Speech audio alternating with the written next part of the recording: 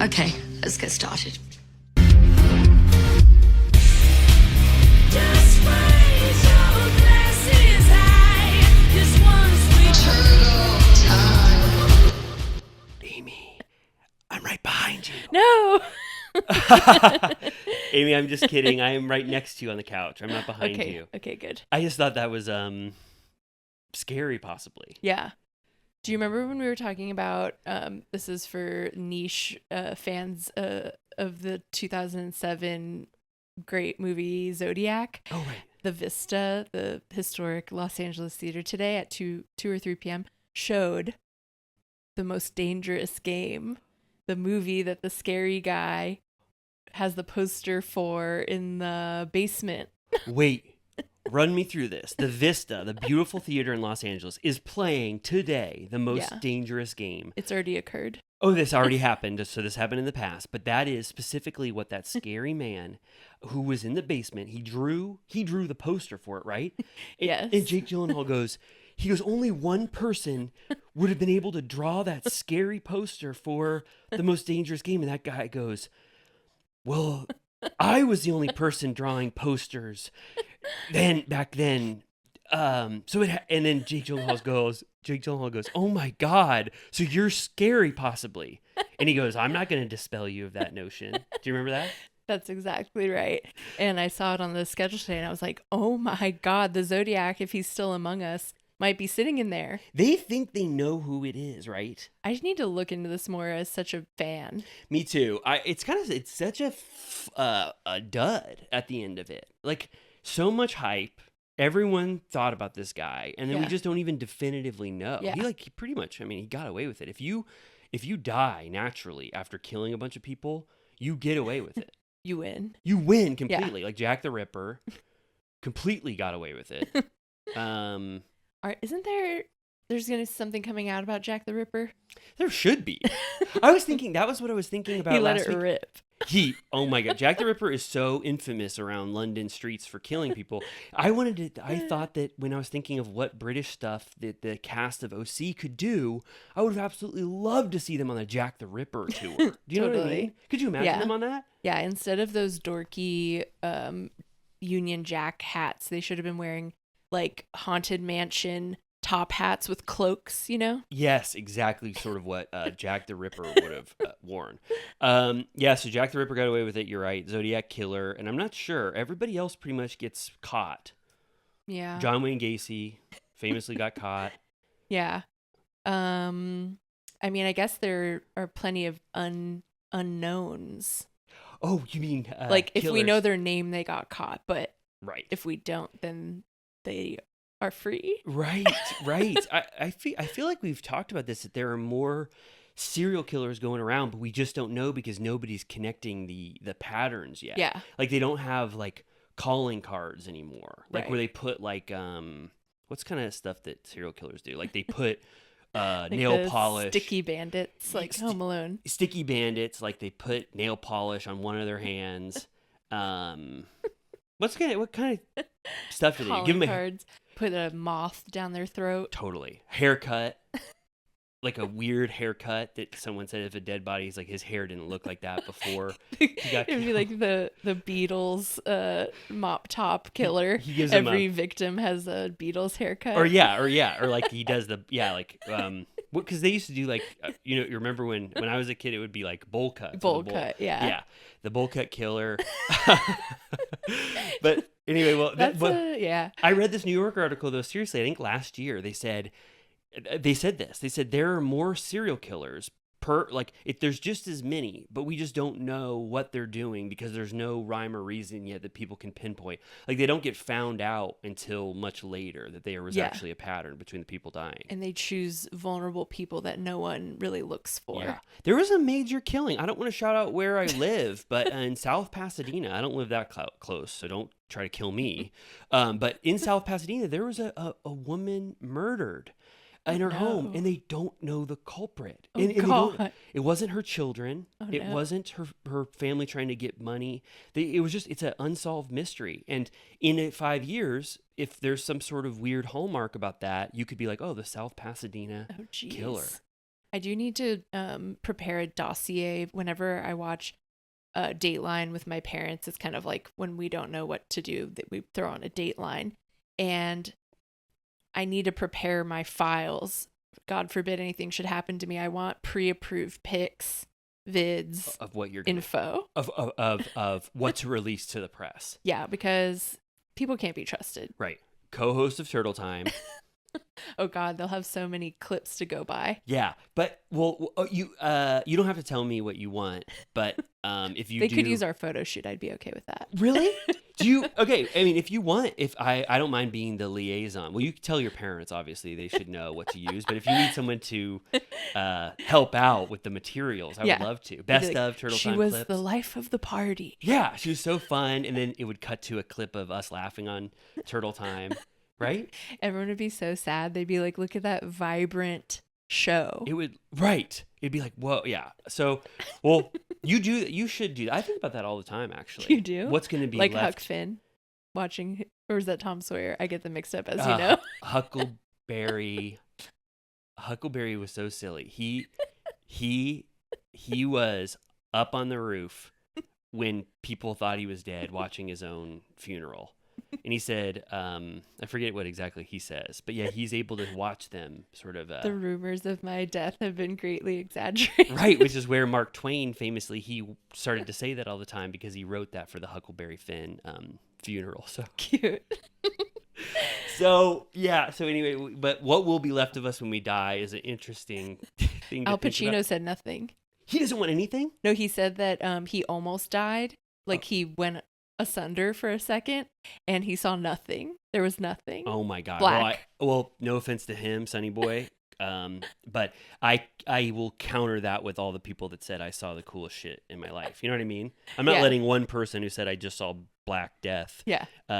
counteract me hearing other people who went under and saw a beautiful heaven. Are you reading his memoir? I should. I want to too. Yeah. I will. He's been in the headlines a lot lately saying funny stuff. But I don't know. I was thinking about it earlier and I was like, do I really want an afterlife that looks like life on Earth? No. I don't really want to deal with all these shenanigans, social dynamics. I want to be free of that. Yeah, I've been thinking about it a lot. I used to, we don't have to talk about death too long, but I used to, obviously I'm so scared of dying. It's crippling, my fear of it. But then when you do think about the alternative, infinite Rest. life. Oh no, yeah, rest. Rest. I'm like, take me out. Yeah, I'm tired. I wish it was sleep, but you still you still knew something was going on, but you're really, really Eternal tired. consciousness. Yeah. Did you ever read when you were a kid? Did you ever read Our Town? Oh, like the play? Yeah, Thornton Wilder. I don't think I've read it. Kind of shocks you to your core. In Our Town, like they're living and they're like just going about their lives, but then the dead people are like commenting on what's going on, but they have no more emotions and like they have no relationships. They just are like a Greek chorus, and they're like, why did everyone like deal with such bullshit? They just should have been like smelling flowers and kissing, and you know what I mean. It kind of like gives you this whole perspective on life and death. But Sure. anyway, I was just thinking about that. But I you're right. It's kind of a in between. I want something in between. I think I like the theory that possibly whatever spark we had, atoms we had, it might possibly just get used somewhere else in the universe. That kind of sounds nice to me. But you probably won't know. I want to know as you are so bad. I want my consciousness to exist somehow. I'm really hoping this is my hope, is that when you and I both get to be around 80, there is some sort of apparatus that keeps our consciousness. Cryo. Maybe we could do that. I'm hoping for that. I don't want to die early though, because I'd be so bummed out if I died and then 50 years later they invented, what's that called? Everlasting life. Immortality. I feel like we're like the one we might be the last generation that dies, and then in like 2200 they'll be like, wow, people used to die, that's so crazy, we all live forever. And like, do you ever think like that? Sounds bad. that we might be the last generation. I don't that... want to live forever. Okay. All right. Well, let us know, little turtle cuties and Villa Rosa VIPs. Let us know what your afterlife best Fantasies case scenario. Let us know, and then speak. Oh, I'm going to segue to something else. I don't want to say what I was going to say. First I want to say, I just all of a sudden, I was on my podcast app. I listen to podcasts every night now as I'm feeding Penny. I just listen to stuff. I'm reading this Napoleon audiobook that I absolutely love, and then I'll listen to podcasts. Then all of a sudden, Tom Sandoval's face popped up while I'm feeding Penny at 3 a.m. And I go, what the fuck is this? And it's his podcast is back after 8 months of being off. The last about one was back from the dead. Back from the goddamn dead. His last one was in April, and then this was October, and it was him with a good friend of his. I think his name is Scott Cameron, and then Victoria Lee Robinson. And I got my full first experience of Victoria Lee Robinson in a hour stretch of her whole personality. Yeah, which I think Vanderpump Rules fans and stuff, I think everyone should listen to this because it was kind of interesting, Tom being back. And the thing that will spark the most, I think, Vanderpump Rules fandom fervor is that he tells his side and their side of the Billie Lee controversy. You remember that back in the day? God, 3 months ago? Why did it take him so long? I think he was doing Traders and he was like on tour, and it took him a long time to get back to it. But he had listener questions that had accrued, like letters or whatever that he was getting to. And so people wanted to know in the interim what had happened. And he said that it was kind of, I think you have to take it with a grain of salt, but he said that the Billie Lee dynamic went awry because she asked him to be her sperm donor to have a child. Do you remember when there was sort of that whispers of that? He said that he thought about it and said, yes, I think that's a possibility. But then he said that, and take this with a grain of salt, because it's Tom Sandoval and Victoria Lee Robinson. But then he said that Billie Lee started going around town telling anybody who will listen that her and Tom Sandoval were going to have a baby together and that they were going to raise it together, how he was going to pay for college, when it was going to happen. And then Tom Sandoval said he went to a backyard barbecue with Billie Lee and Karamo. Oh, wow. And Karamo, he's only met a couple times, and Karamo was sitting there at the fire, and they were just having this beautiful night or whatever, and Karamo goes, so I heard you and Billie Lee are going to raise a child together. And then he said that Billie Lee was aghast because it's like when you talk about something and then the person says it right to the person's face that you've been talking about. And Tom Sandoval had to nip it in the bud and say, Billie Lee, I'm sorry that I offered you my semen, but I'm not going to raise a child with you. And then he said that was the end of their relationship after that. And that's when she went World War III on him and Victoria. I can't believe Karamo was involved. I know. That's why I was listening to it and I was like, this is great because we've talked about Karamo.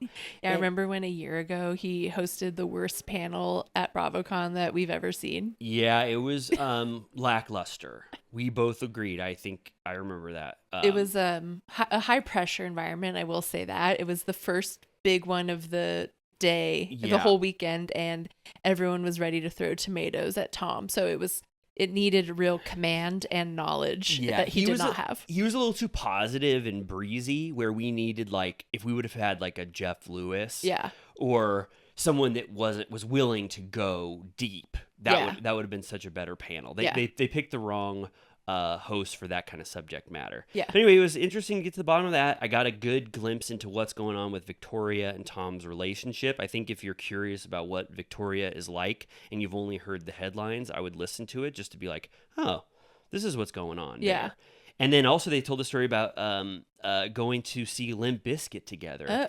And they said that they saw Katie and Dana, of all things. Oh, right. They were, I didn't know because I didn't hear the other side of this, but they said they were both independently at a Limp Bizkit concert. And they said that when they saw Katie and Dana at Limp Bizkit, Tom and Victoria, Katie and Dana gave Tom and Victoria the complete cold shoulder and looked at them like they were two pieces of shit and didn't want anything to do with them. I remember because I think a member of Limp Bizkit, not Fred Durst, another one, was at an emo night one time, and Katie was Wes there. Borland? Yes. The one that wears the colored contacts? Maybe. Do you remember him? I wasn't a real Bizkit head. I was Only for that one that had break stuff on it. Yeah. But I remember for a minute I was like, I wonder if she's dating that guy. But she's dating a different guy in a different band. But was it implied that the podcast is back, or they were just using this platform to be manic? I think it's back. I think it was like, I'm going to use this podcast whenever I want. And that's such a weird way of being. I think it makes sense for Tom Sandoval's lifestyle to just be like, I'm going to plug in whenever I want to do That's this. kind of the Bethany way. Yeah. Like, there's no rhyme or reason, just when I want to talk. He also made fun of Dana and Katie. He said that they were like, clearly he said that they were like not having fun when break stuff came on, because apparently Fred Durst, he goes, get ready everybody, I'm about to play one of your favorite songs, and he turns his baseball hat from frontways to backwards, and then he does break stuff. And he starts the show with break stuff, and he ends the show with break stuff. And he goes, Katie and Dana weren't even dancing to break stuff. The only time they started dancing was to the song Rollin'. And he goes, I don't even like that song. That's sort of the basic level and biscuit stuff. Do you know that song? Rollin', rollin', rollin'. Yeah. So anyway, I think that, people don't like Tom Sandoval. I was kind of like, when I heard this anecdote about Katie and Dana, I was kind of like, they still don't like him. No, but you know what I mean? Oh, she must hate him even so much more now after that whole like suing thing. But I thought that was Rachel. Did Tom sue again? Well, I know he said it was a big misunderstanding, but I don't think that Ariana or Katie believe him. I thought we didn't forget about that. I don't think she did. All right. Well, she's been wanting to delete him for you're right 10 years. You're right, Katie. This is a good opportunity for Katie to still not enjoy Tom Sandoval. But I kind of had to get back in the mode of like, oh yeah, of course they would. What's it called? Hi-hat him at a Limp Bizkit show. I saw that they are trying to come up with fun ideas for reasons for people to go to Schwartz and Sandy's. And it's like they'll show baseball sometimes, they'll show like movies sometimes, and I think this week they were showing one of Tom Sandoval's like bad movies that he was in, and he was promised to be there. It's like a horror sequel, right? Was it Poltergeist 3? It was something Puppet Master 3. Yeah, Puppet Master. I kind of want to watch that. Yeah, we should. Yeah, we should for Halloween. Yeah, we should. We should have gone. To Schwartz and Sandy's? Yeah. We should have so bad. I haven't been to any, you know me. I've been sort of in the, do you think babies are allowed in there? I would, it's a restaurant technically, right? I'll call. They have food. And I'll keep her the furthest away from the bar. She can stay in that front weird area that's not well used, where there's like the neon and the couch and the merch cabinet. I could bring her bouncer, her I think it's called Baby Bjorn, put that in that front area, and then I'll go back and forth to wherever your table is, and then keep an eye on Penny. But put her under that palm tree light effect outside of the bathroom. She could just stare at it. Are you talking about putting her, so there's the bar, and then there's that hallway that leads to the two toilets? Yeah, she could be right outside the toilets. That'd be nice. I think that's probably, I would probably do that for one of those nights. I'm sorry that we missed Puppet Master, but maybe one of these future nights. Yeah. I did quickly mention that Katie, we talked about it either last week. We did. It was on this show. You said on this show, on Turtle Time, on this show, because we have another podcast. You said on Turtle Time last week, you said, Riley, I got news that's going to blow your mind. You go, Katie Maloney has a new boyfriend. She said, I'm in love. And I go, who the hell is this guy? And you goes, he's in Singing for Serpents. He's in an emo band. And I go, case closed. This is good news. No further questions, Your Honor. Stop the presses. End of news story. But then he's in Slinging with Slime. Sleeping with that's actually what it is. Sleeping with Sirens, I think. What was Tom Sandoval's original band called? Pierce the Veil. But there's another band that has Pierce the Arrow. Pierce the Arrow, and then there is a different band called Pierce the Veil. Not to speak about Tom Sandoval anymore because people are so sick of him, but he was talking about his favorite musical influences on that show because a listener asked him. He said, number 1 with a bullet, Incubus. Of course. Number 2 with a bullet, Pearl Jam. Huh. Yeah. Well, he always covers Incubus Yes. at his concerts. Yeah. But anyway, you were saying so I thought yeah. I said there's nothing else that's going to happen with Katie Maloney's boyfriend. This is it. I don't have to think about She's this anymore. in paradise now. This is it. It's game over. This is good. And then you told me that there's lingering whispers on the internet that this might not be good. Yeah, apparently the ex of her new boyfriend is calling him out and saying that like he cheated with her while he was still married, and that I don't know, she's saying that he took pride in bashing women and He took pride in it. that he's a pathological liar. Not only would he bash women, but he would revel in it. He told her that he was divorced when he hadn't even filed yet. She did like a whole, I think there's like 7 slides on Instagram this chick did. She had a lot to say. Is it because, let me be skeptical, sort of Bob Woodward journalist here. Did this slideshow come out once Katie and him were announced as not betrothed, but boyfriend and I girlfriend? believe so. Okay. So Yeah. she's letting the world know, hey, high profile relationship, but you should know this is what this piece of shit did to me. Yes. So let's all think about this. Yeah. What was so cheating? Yeah, I guess he also cheated on her, and he was cheating on his wife with her, even though she didn't know he was married. Anyways, you look it up. I just Googled it. There's a whole Reddit thing about it. But I'm like, damn, like. Do you believe the theory that once you've been a cheater in a relationship, the next relationship you never cheat because you've already done it? That's what they say. I've heard that. Well, yeah. What's that guy's name? Do we know? Chris. It's let's see here, Nick Martin. Oh, Nick Martin. I was thinking Chris Martin. Well, that sounds bad. I mean, especially taking pride in bashing women and cheating. I saw someone, they said you went from, a cheater, Tom Schwartz, to someone else accused of cheating. Yes. But, what can we do, you and I? She is extremely online and has a podcast with someone who's extremely online. I promise you, I saw a TikTok about it and they were getting tagged. Her and Dana were getting tagged in it. Like, they're going to find out. I would want to know what Dana would say as Katie's very good friend and podcast partner, because how do you reconcile the alarm bells of that and be like, oh, but I still think this is a good person for my friend Katie? Right. You know what I mean? Yeah. So, but also the allure of being a rock star and cheating. It's so much. Dave Grohl. Apparently he canceled his tour. Wow. He said, I have to stay home with my what wife. A botched mismanagement. I'm like, who cares? Like, what you mean? Why can't he just go on tour? Yeah, like it was so. He handled it weird. Like, I think Dave Grohl became so he's like a cheating man and he's a rock star and he's in Nirvana, but he kind of became a celebrity, like a sort of like a Bruce Springsteen, like avatar for creativity. Yeah.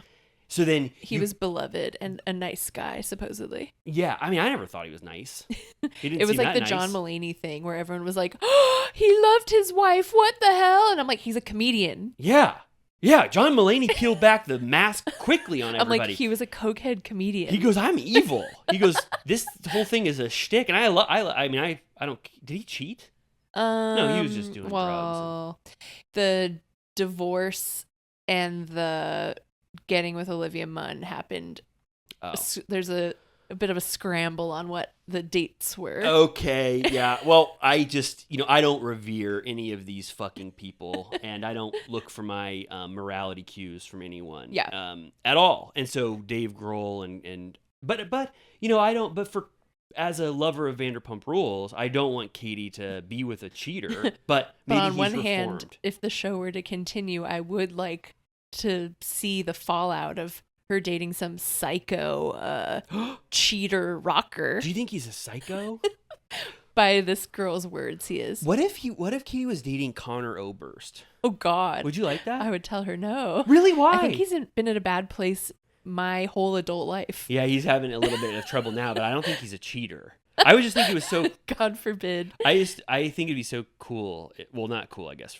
Anyway, it just if it was more of like if it was like Ben Gibbard. Yeah. You know what I mean? Yeah.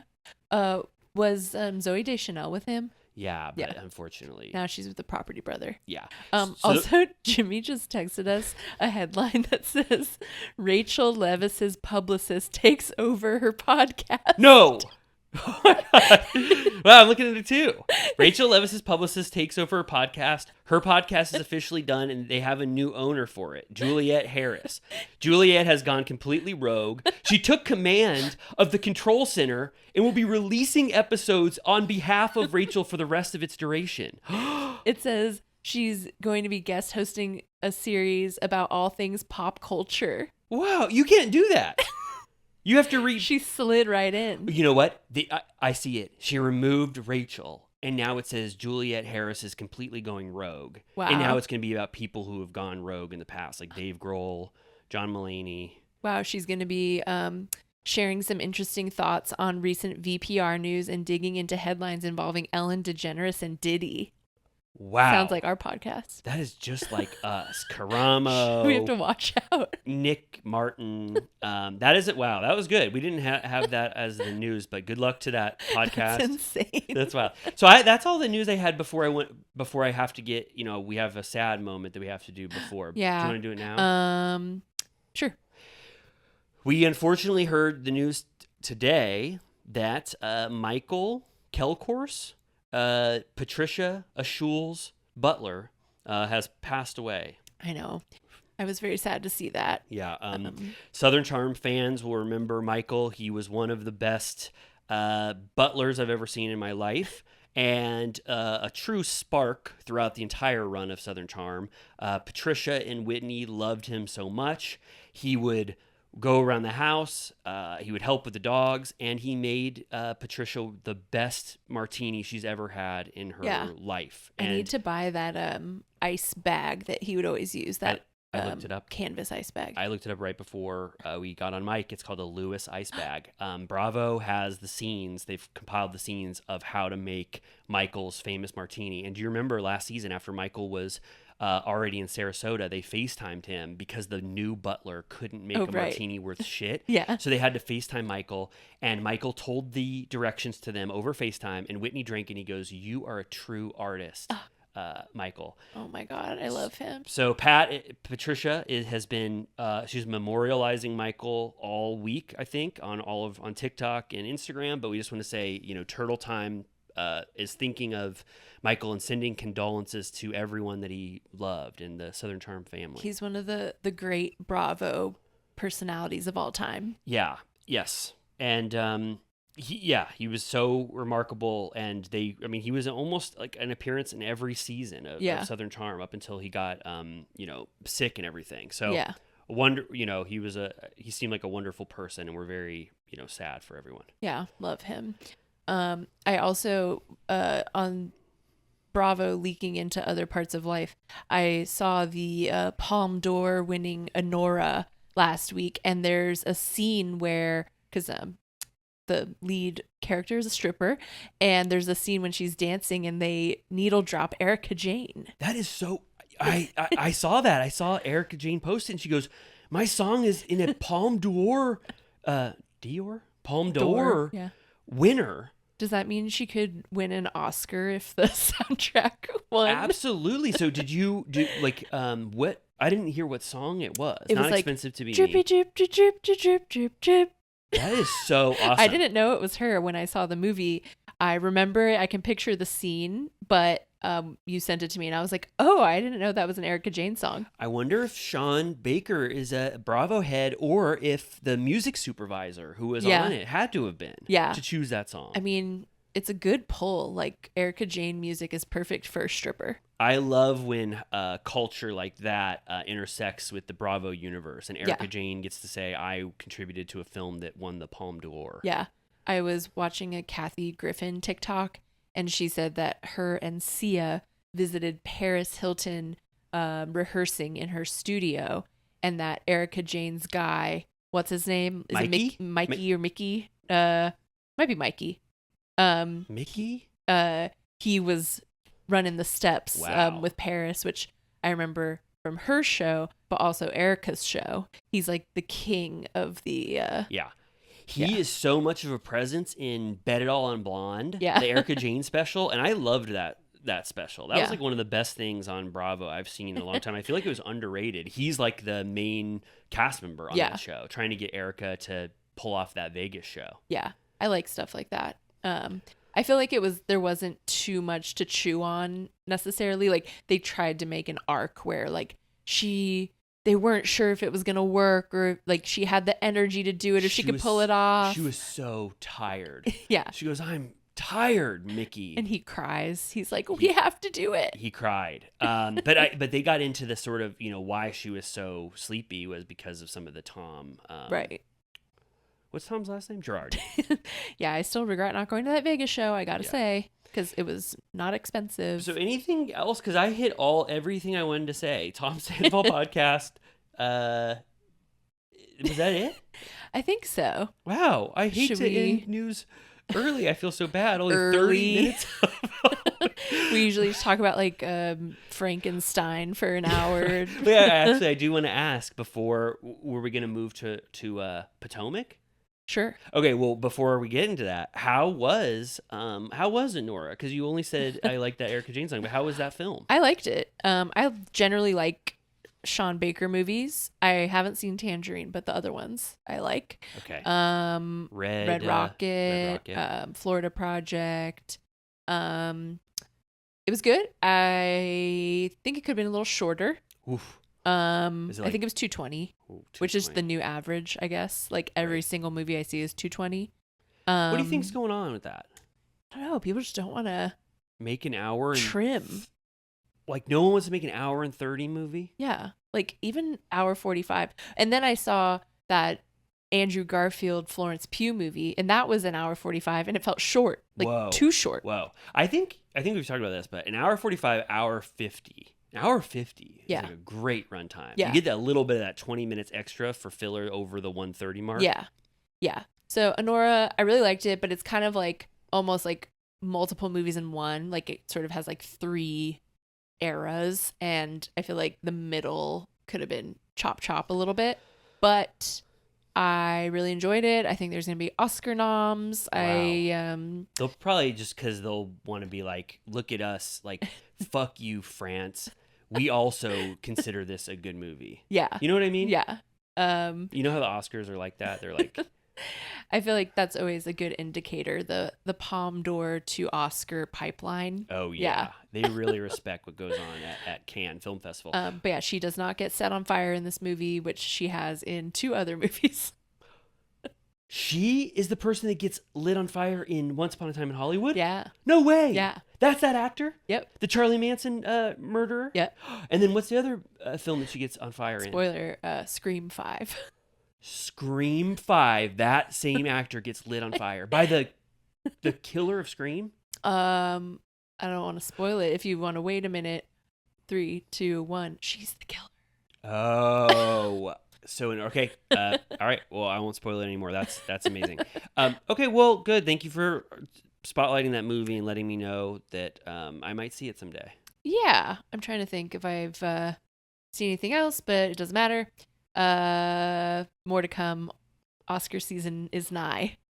What? Okay. Wait. I have one last tangent because I want to make news 40 minutes long. What is happening? What? This is Oscar season, November and December. What the hell movies are coming out that people are gonna like? They're coming. Gladiator 2. Oh fuck yeah. Oh, I'm excited to see it, but Oscar season, I haven't heard.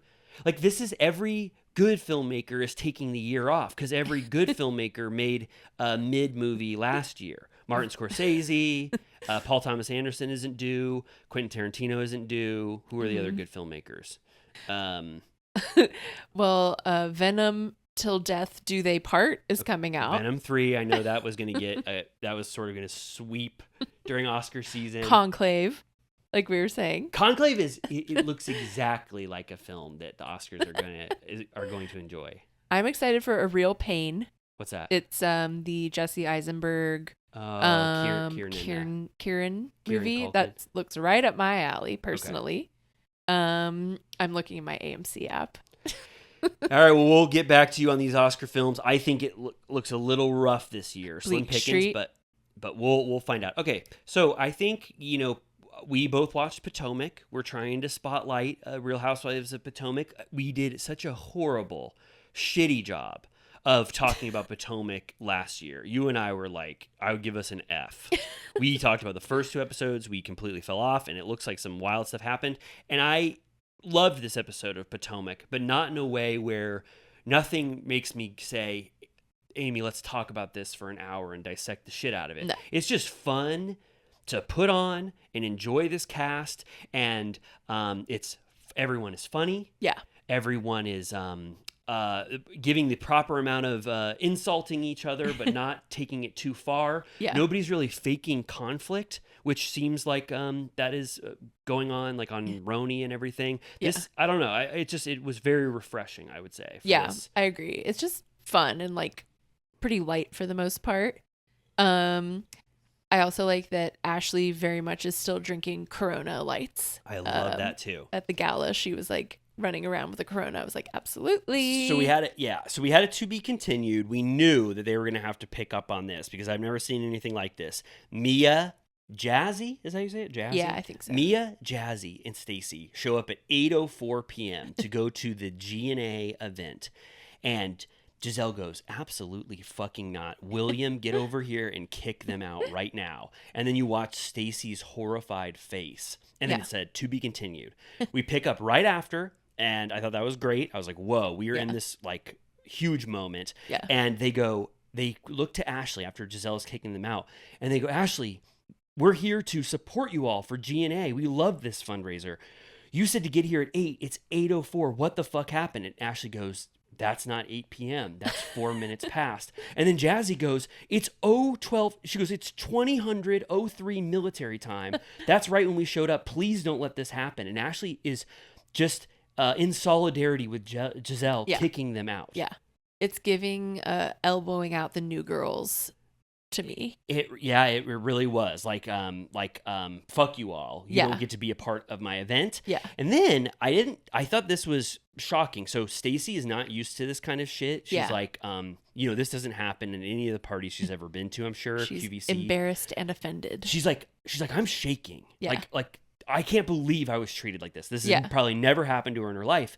And then Giselle and everyone else goes, or someone at the party goes, you should try to get them to still donate. I know. And then Ashley runs down with a QR code. And I was like, Ashley, this is putting salt in the wound. I know. It's even worse. And then I liked Jazzy. I don't know because we didn't watch last season. So like, I don't know her personality, but I kind of like, she kind of stood up to Ashley in a good way. Like she was holding her own in front of Ashley. And then she goes, absolutely fucking not. You're not coming in my Sprinter van. And she starts to shut the door on Ashley, and the Sprinter van door starts to close on Ashley while she's doing it.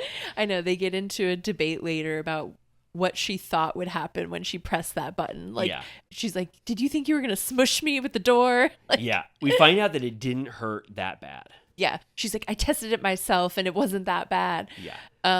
And then who I just wrote down was Mia talking about Giselle or Karen when she was saying, and your ugly ass house with your Willy Wonka ass furniture. I'm so glad you said something. Mia says, fuck Giselle. I'm not going to any of her shitty events this year, meaning filming events. I'm not going to go decorate her fucking house with her Willy Wonka ass furniture. She says a bunch of other stuff. And I was like, Willy Wonka furniture? That's what we said about Mary Cosby's house. Because remember, Mary has that like candy cane chair and like chocolate fountain and stuff. And it's like, that's so funny that Mia talks about furniture just like we talked about Mary's stuff. Yeah. Were we the only ones that said her furniture was Willy Wonka, or didn't Heather say something about her furniture being Willy Wonka? And then Heather said it looked like Mary was like, die, bitch. Yeah. Heather said it looked like Candyland. Okay. Because there's stickers and stuff that the wallpaper you can lick. Lord Licorice is in the corner. Who's that from Candyland? Did you say- Isn't there like fudge slop boy or whatever? Yeah, let me see, because if you land on Fudge Slop Boy, you drown in his chocolate. Fudge Slop, Like Augustus. Fudge Slop Boy, Candyland. I didn't play Candyland a lot when I was a kid. There's Oh, like oh yeah. Oh no. I'm sorry. Yeah, you would think he's named. I want to be Gloopy for Halloween. His name's Gloopy. He's just a melted chocolate bar. Okay. If you land on his space, he takes over Candyland and makes it all chocolate land, and it's disgusting chocolate. who's that beautiful one that I was always so obsessed Let me with? see. Beautiful Candyland character. Her name was. Beautiful. We're on a tangent. Beautiful Candyland. Wow, look at all these little figures. Well, if anybody knows Candyland a little bit better than us, and you have a favorite Candyland character, did you say Lord Lollipop? Lord Licorice. Oh, Lord Licorice. I don't know. We can't keep looking at Candyland characters, but I thought it was so funny that there's that king, the Candy King. There's the Candy King. There's Gloopy. There's the Marshmallow. There's the Marshmallow Man. All right. Oh, Okay. Queen Frostine. Oh, right. Queen Frostine. I loved her look. She's amazing. Okay. Yeah, I absolutely love that. So Candyland, Willy Wonka, whatever, that was good. But what I thought was interesting about this, I was like, how is Giselle going to get out of this one? Because Giselle famously doesn't like to apologize. That's what Wendy said. That's what Ashley said. Yeah. Everyone was like, how the hell is Giselle going to get out of this one? Giselle surprised me. She sat almost everyone down for individual scenes that they flash back to, and she apologizes directly with no reservations. She says to Mia, I think to Jazzy, and then to Stacy at the end of the episode, she goes, I'm sorry. That was way too aggressive. My rage was directed at Karen, and you all got the brunt of it. And I was like, that's perfect. I mean, they should always be offended that you did that, but at least you admitted that you were pissed off at Karen, and it was retribution for what Karen did. Right.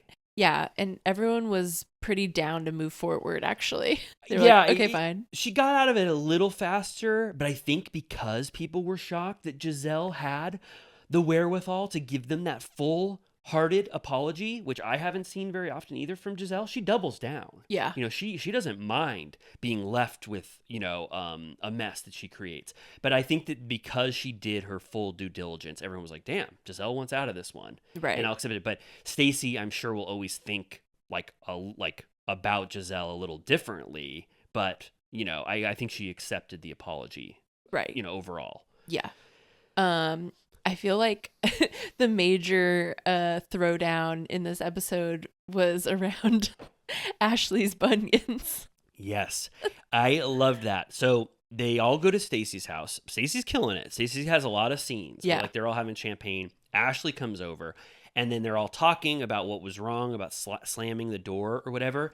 And then Karen comes in, and I thought Karen had one of the most iconic entrances I've ever seen in my life. Yeah. First of all, Stacey's dog starts kissing her on the mouth right when Karen walks in, which I thought was interesting. Yeah. And then Karen hears Ashley and Jazzy fighting. Yeah. And she does this over the top. She goes, what the fuck is going on in Stacey's house? And I loved it because people thought that she was being real for a second, but she was just joking with them. Like that's how she was going to come into the house acting like that. It was funny. That was great. Yeah. And then, she gets into it with Ashley because Ashley's like, you were deflecting at the hat party about what's going on with you. And she's like, you deflected about when Michael was pinching butts 1, 2, and 3. Yeah. And they did a whole little package, a flashback to remind us that her ex-husband was groping cameramen and whoever else, husbands. Yes, he was grabbing ass all over. He said it was... I forgot that was like what it was. Like he was like a serial butt grabber. He said it was, I don't want to, if Michael is using culture as an excuse, don't get offended to our... He's Australian. Yeah. He said it's a complete Australian thing, grabbing ass, but I think he was just pulling that out of his ass. Yeah. Because remember they had that crazy footage where you couldn't really 100% tell what was going on, but the cameraman literally tells them stop that right now. He goes, or don't do that. Yeah. I don't like that. Never do that again. And Michael goes, sorry. And it's like a scramble. And then remember there was that crazy shit where he went home with a woman at like a casino and said that it was just because he was so drunk that he didn't want to go home and that they didn't hook up. And I think they had footage of him pulling on his underwear in Yeah. the hotel room. did that girl prop up a phone? It was like a full Austin Madison type Yeah. video. Michael was Michael was doing so much stuff. And then so Karen rightly points out the hypocrisy of Ashley never wanting to talk about Michael grabbing ass. Yeah. And then I think Karen kind of does a non sequitur. She goes, let's talk about those little acorns that you've been brewing on your two bottom of your feet. She tried to transition because she said it was shady for Ashley to have given her Uber gift cards, which I agree. It was great. And then I didn't even notice that. At the party, Ashley gives her 6 Uber gift cards to use for driving. She's like, don't drunk drive, you bitch. Yeah. And she's like, I should have given those back to you so that you can basically afford to go get the little human being of an acorn off your foot. She should have said, so you don't have to walk and create more little acorns on your feet. What I liked when Karen and Ashley were fighting is that you can tell they both like each other and respect each other, and they don't mind fighting their asses off, but there's a level of respect when they do you it. can tell she was like shocked and like a little entertained. She liked it. Like Ashley puts her foot up on the Yeah. countertop and is like, you're coming for my bunions? Yes. She's like, I've got 2 of them. And then I loved Stacy gets a classic confessional. She goes, Ashley is absolutely beautiful from head down to the top of her ankles. I was like, that's great. They also put, because Potomac editors be wilding out, they put an effect on the bunion that made them like swell. Oh, I missed that. I was writing down little acorns. I didn't see that, but It like made them zoom they did look in and out. They did look big, like they were popping out from both sides of her sandals that she was wearing. Yeah, I've always noticed that. Has anyone else brought that up before? They must have, because Yeah. Karen, I don't think Karen looked down, saw bunions, and then came up with little acorns. It must be a recurring thing. She knows that Ashley has her bunions. and Jax, the king and queen of the bunions. I'm so worried I'm going to get one. Nah, you would know. Really? You're old enough that like it would already be heading in that direction, I think. Really? I would already know that I'm kind of getting them? I think so. Oh, good. Okay. All right. So that was funny. That was great. Iconic Karen moments. A great little fight between them. Yeah. And Ashley does kind of get a little spicy. She's like, you don't need to worry about my bunions. You need to worry about if you're going to get jail time. And I was Yes. like, oh, okay. Well, she's a little mad, but okay. I think this is a good time for me to ask you a question I have about how Karen is handling her DUI season. Yeah. So what my thoughts were that we're seeing 2 completely different ways of how a cast member deals with a scandalous DUI. Yeah. Shannon Bedore faced it head on. She's still ordering Belvedere and sodas, but she's like going to the breathalyzer store. Yeah. She's talking about going to the lawyers and how much it's going to cost. Yeah. She's talking about she really dealt with it for us. Yeah. Karen is doing the exact opposite. She is Yeah. hiding every instance of it. She's deflecting. She's talking about bunions. She is going to say that this is a legal matter, so I Yeah. can't talk about anything, which Shannon could have done that. Yeah. Shannon could have said, this is a legal thing for me too. Yeah. Don't ask one question about it. It's interesting that we're dealing with 2 of the same storylines, but the cast members are handling it in 2 completely different ways. Yeah. I mean, it's obviously not working because everyone's chomping at the bit to bring it up every chance they get. Yes. But I am personally confused about what she's implying about her innocence or whatever. think she said, I saw a deer, and also I had just had a bunch of, or she's going to say like, I had a bunch of mouthwash or something. And so it was a combination of having that smell of mouthwash on your breath and also driving into a tree to not kill a deer. And that's going to exonerate her. But then in the preview for next week, they go, look at this criminal case. Look at all the charges. Right. So, but I'm also like, it's criminal court. Didn't they say something about like a jury? And I'm like, why would they have a jury for a DUI? Like, is it because she isn't just accepting the charges? She's saying like, let's take this one step further. That's a great question. This is what's that great TikTok podcast? has made me a hobby Bravo legal Docket? expert. Bravo Yeah. Docket. I need to. Bravo Docket does all the legal cases in great detail. Turtle Time is not that at all. We're the worst legal podcast in the world. But I want to know why the DUI got bumped up to like a jury of your peers. Right. I think No drunk drivers on the jury. They're all wasted in the jury box. But yeah, I mean, I guess if you don't just accept your charges, then you are opening up to further debate, I guess. If you refuse a breathalyzer, is it instant jail, but you don't get classified as a DUI? Because then everybody would just be like, no, I'm not going to blow into that thing. Well, I think, yeah, they can take you in under suspicion. And then I think it takes them a long ass time to get their shit together. So potentially by the time, then if Whoa. you do take one, maybe you get a little extra time. So it's the difference between if you had like 6 cocktails. That's drunk tank is not going to wear that off. 6 beers. You give yourself an hour and a half in the You drunk have that tank. little DMV chart in your mind where it's like the little gray boxes that are like 1 glass of wine is 1 shot is 1 beer or like Right, whatever. Right. I'm just saying, I don't know legally. That's another huge question. But if you refuse a cop, you say, I don't want it to be known how drunk I am. So I for sure won't be letting you do that to me. What happens to you? Right. I think they can still take you in. Take you in, but they didn't definitively declare that you're drunk through those means. Yeah. If you've ever experienced this, comment Or anonymously. if you've ever refused a breathalyzer, Villa Rosa VIPs, that's a safe community. If you're a police officer. Or if you're a police officer and someone's ever refused to take the breathalyzer. Okay, so anything else about the overall Karen arc? No, but yeah, it seems like Mia's going to be the one that's really coming for that storyline. Yeah, well, we'll just say it now. It ends with Mia having a private moment with Karen. And Mia says, this thing is all over the blogs. It's out in the world. You need to grab the bull by the horns here and talk about it. And Karen deflects a little bit. And Mia said, you can tell this shit is eating you up inside. And she says, like, you're not even owning up to the fact that you did it. And that's Right. like step 1. Right. So. Yeah. We get cute Giselle prom, which I don't have much to say except that I thought it was very sweet. I thought it was sweet too. Yeah. Giselle is a cast member where you can watch them do anything and it's entertaining. Her home life is very, fun to watch. Yeah. It's a prom time. Prom, her ex-husband comes to see the girls, and it turns out he has a new girlfriend.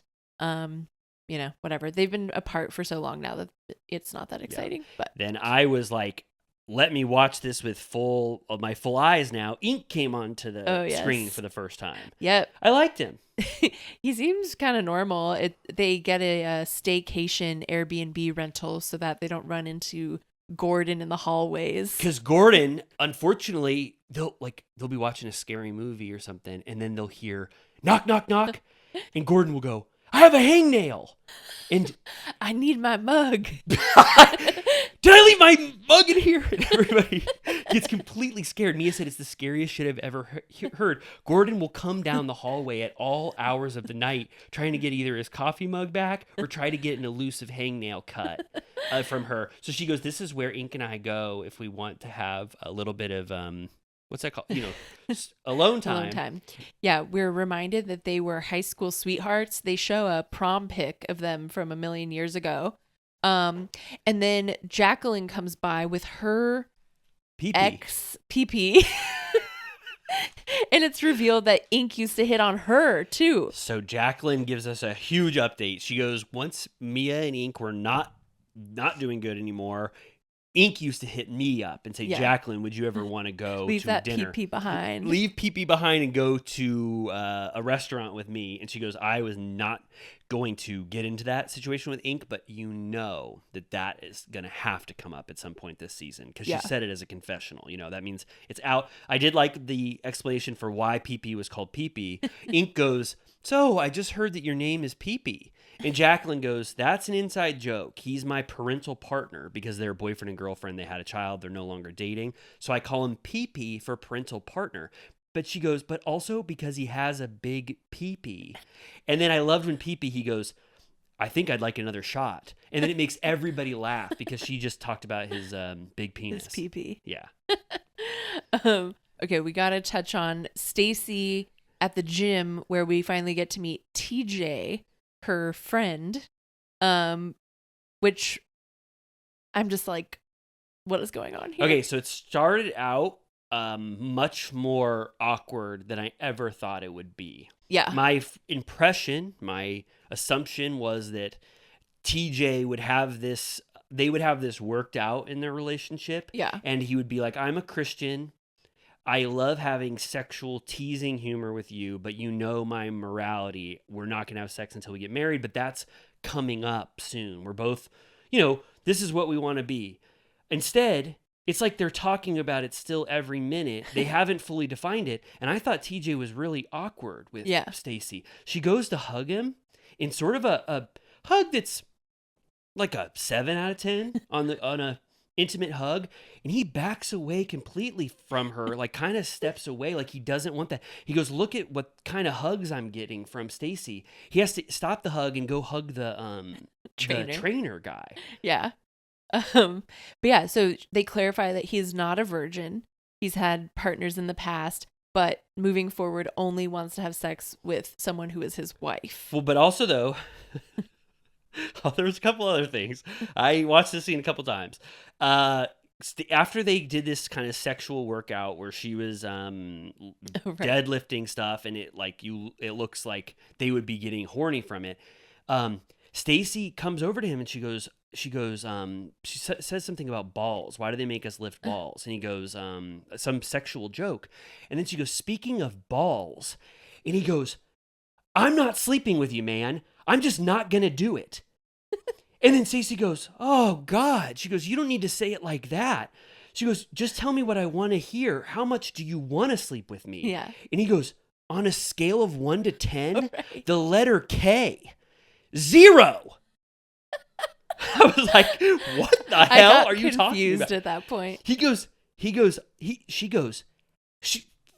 She wanted him to say, are you horny as hell for me? Because eventually we're going to have sex, because that's what a bunch of people would be thinking. Yeah. He says, on a scale of 1 to 10, you want me to rate you how much I want to sleep with you? The letter K. She's confused. She goes, what the hell does that mean? He goes, 0. So that means... Does he mean like the letter K, like strikeout in baseball? No. He means it is so far from the 1 to 10 scale that it's a K. Yeah, I've been watching a lot of baseball, and isn't a K a strikeout? That's what he meant? This is a strikeout? I thought it meant, well, this is a question for the audience, but I thought he meant, I'm not on a scale, the letter K. And then when she asked him to clarify, he goes, 0. I'm not horny for you at all. And then the cut to the producer going, is he a virgin? Yeah. I laughed because it seemed like at that point, it seemed like he's really uncomfortable with sex. Right. I know. At first, when he said that, I thought he was just fucking with her, like, haha, 0. Like 0 out of 10. Oh. Like a tease. Like I a thought neg. I thought, okay, there's 2 ways to read it. I thought he didn't want to even let, for his Christianity or his morals that are his own, I thought he didn't want to even allow anyone to think that he was having sexual feelings about a significant other before marriage. Right. He seemed very uncomfortable. He was talking about it in a way where I was like, this is a more uncomfortable, awkward talk that you guys haven't talked through fully yet than what I would have thought for this couple before they got on camera. Right. Yeah, I mean, it seems like the whole thing is weird because then later in the episode, Ashley tells other people at the table about him, and Stacy is so pissed off that she jumped the gun and revealed this. And it's like, I guess she kind of implies that her and her husband are very like a well-known couple in certain circles in town, and so she doesn't want to, plus because of her daughter, she doesn't want it just being out in the world or whatever. But I'm like, I mean, you just did a scene with him. Like, you've told her on camera. Like, what are you talking about? Yeah, that was the first moment, a Stacy moment, where I was like, don't make fake conflict if that's what you're trying to do. But the way Stacy has been acting, she does seem like she's new to the show. And so maybe she did want to reveal that on her own. And so she couldn't believe that Ashley said that. But that was the one time where I was like, are you just making a bigger deal of this because you know that this is what these franchises require from some people? Right. They also, not much happens here, but they do go to Mia's apartment And were you excited that you can see the Washington Monument from her corner suite? I loved it. It reminded me of what are famous DC films where you can see the Washington Monument? National Treasure. There's a Masonic symbol at the top. Oh my God. Yeah, there's that.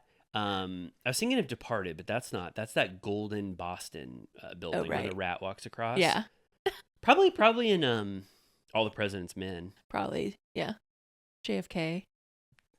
I think they meet in Donald JFK when Sutherland. Donald Sutherland goes, I got a story for you, my man. You won't fucking believe this. It He goes goes- so much deeper than you He goes, even "It-" think. He goes, it was the CIA, my man.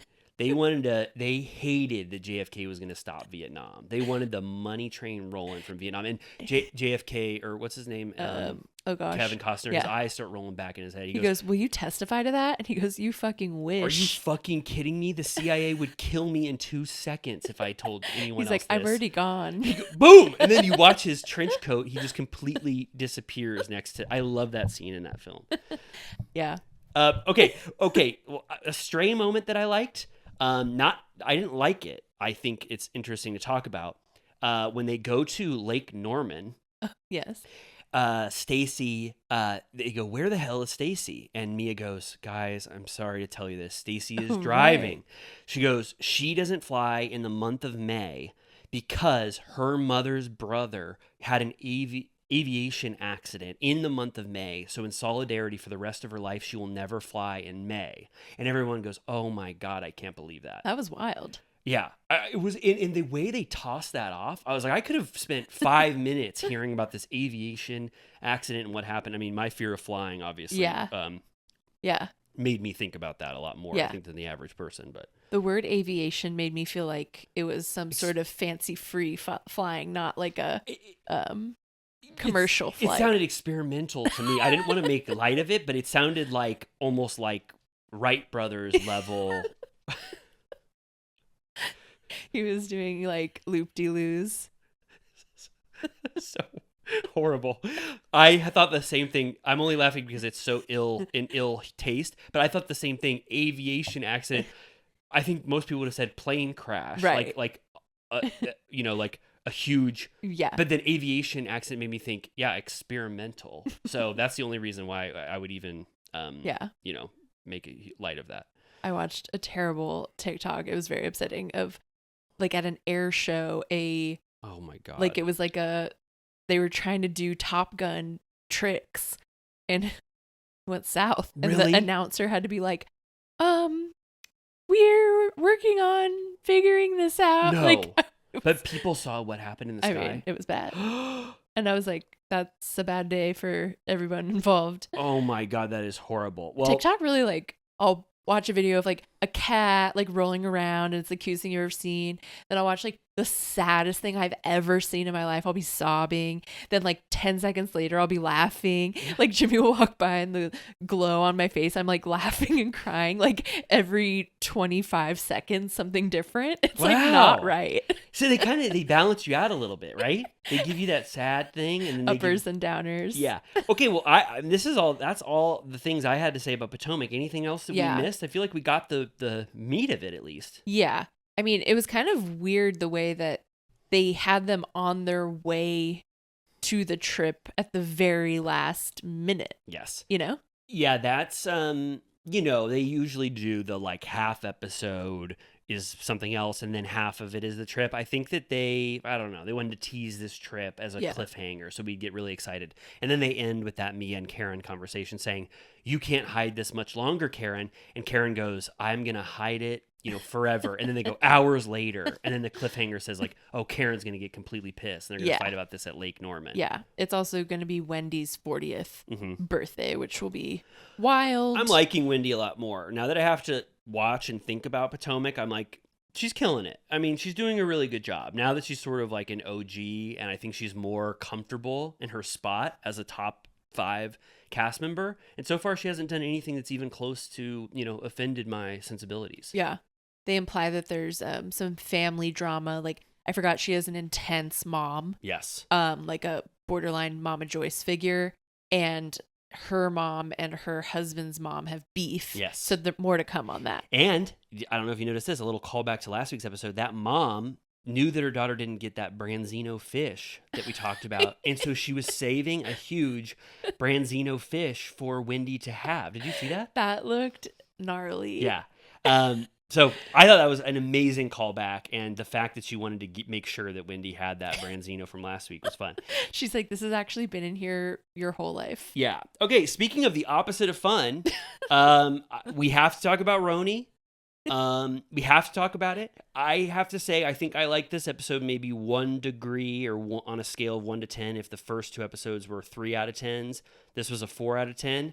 Nothing to write home about, but I kind of just felt a little more like this is a background thing I could watch. Yeah. If I don't think about it and I don't get so mad and I don't think about how they replaced the wonderful cast of RHONY, like I could imagine how people are just like, yeah, put it on, whatever. Yeah. You know what I mean? I know. I was thinking about how if it didn't have the franchise branding and it was just, maybe I've already said this, but I always think about if it was just a new show Right. called whatever the hell, like Women of NYC or whatever the hell, and that's what the show was, it would not survive. No. You're right. I was going to say, yeah, I was like, I wouldn't like that show either, even if they rebranded it. I'm just like, if it didn't have the false start of standing on the back of the history of the RHONY franchise, it would be the most like nothing show. Yeah, so it'd be even worse if it wasn't in that garb of a right. Because I mean, powerful whatever show. 0.3 million viewers they get or whatever is because people are like, I will watch RHONY no matter what, basically. Yeah. I don't know if you saw, but Brian Moylan, who, we both like, we both read his book. He moderated a Summer House panel. He was great. Speaking of a panel that was good at BravoCon. But he wrote a kind of like in defense of RHONY. Okay. Did you see it? No, did you read it? Yeah, I read it. It was kind of just like get over it. This is the show that Bravo needed because RHONY got to an 11 out of 10. They were incapable of like going back from the level of chaos that the original RHONY was at.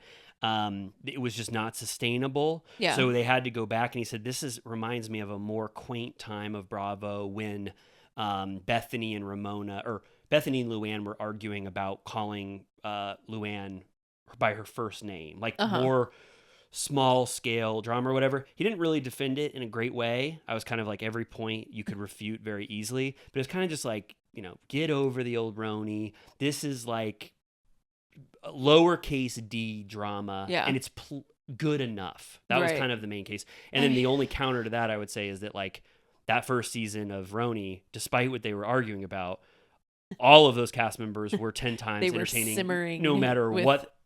Bold futures. Yeah, no matter what the hell they were saying or arguing about back then, it was iconic. I do get it though. Like, it is a hard problem to solve. I'm not sure what the perfect solution was. Like, I think we've generally agreed that there should have been a mix of old and new. Yeah. But like, I agree. I think everyone agrees that the show got completely off the rails. Like, it was beyond. And like, I honestly was relieved to see them do a Shabbat, a normal and nice Shabbat, because I keep thinking about that Ramona dinner. That was like the end, like one of the last things she was allowed to do because they were like, you're done. What was the dinner? Remember, it was was it a black Shabbat? Or it was with, yes. Was it a Shabbat? Or was it a... Yeah, Ramona made some insensitive remarks for sure about that. And it was just like, that was the beginning of the end, where it was just like, she is on another planet at this point. Yeah. Actually, I'm glad you said Shabbat, because I actually did just like, I was like fine with them just like making meals for Shabbat and sitting down. Like, it was kind of, I don't know, comforting, not entertaining, but I was just like, they're cooking. Yeah. They're making this big, nice meal. They're putting a lot of work into it. I don't see a lot of scenes like this. They spent like 15 minutes making these meals and like savoring them. Yeah. I was like, this is kind of interesting. Right. I know, it was like laborious. It was like, I was like, Jessel's like putting in work here to make these potatoes. Yeah. And Raquel was like, I actually have to make these eggplants. Shut up. Like, Yeah. I can't go sit by the fire with you, Aaron. I got to cook eggplants. I got to go to the grill. Like, Raquel's like out on the grill wearing a fur coat. Like, yeah, I kind of appreciated that they were doing something. Yeah. Like, because this would have been 9 times out of 10, this would have been completely catered. Yeah. And even when they were all sitting down, and I was like, who's going to serve them the Shabbat dinner? I was like, obviously they're going to have like help or something. It's like, Yeah. no, they got up and they self-served and they Yeah. were like polite. It felt like a Thanksgiving or Yeah. something. They were like, the potatoes are great, Jessel. yeah.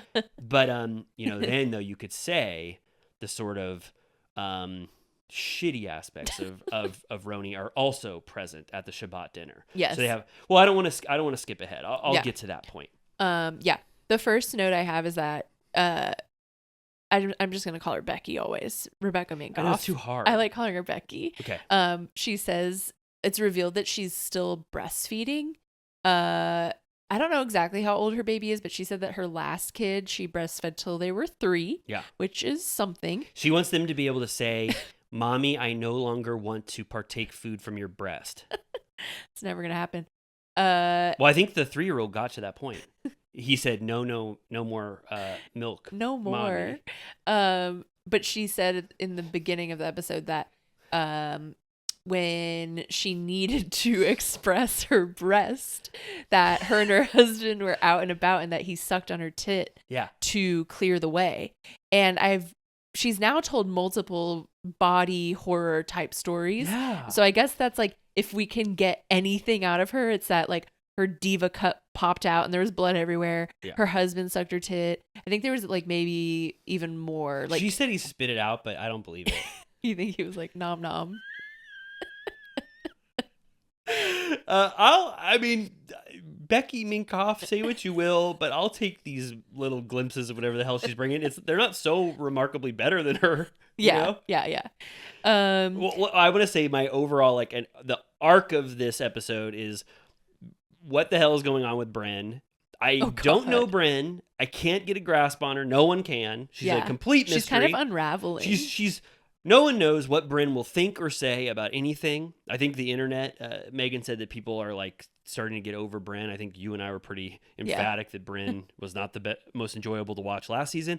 I never know what she's going to say or how she's going to react. Like, she doesn't like cursing. She doesn't like being disrespected. And apparently she can't even handle cold shoulder. Right. She is unraveling because Uba just won't like look at her and talk to her.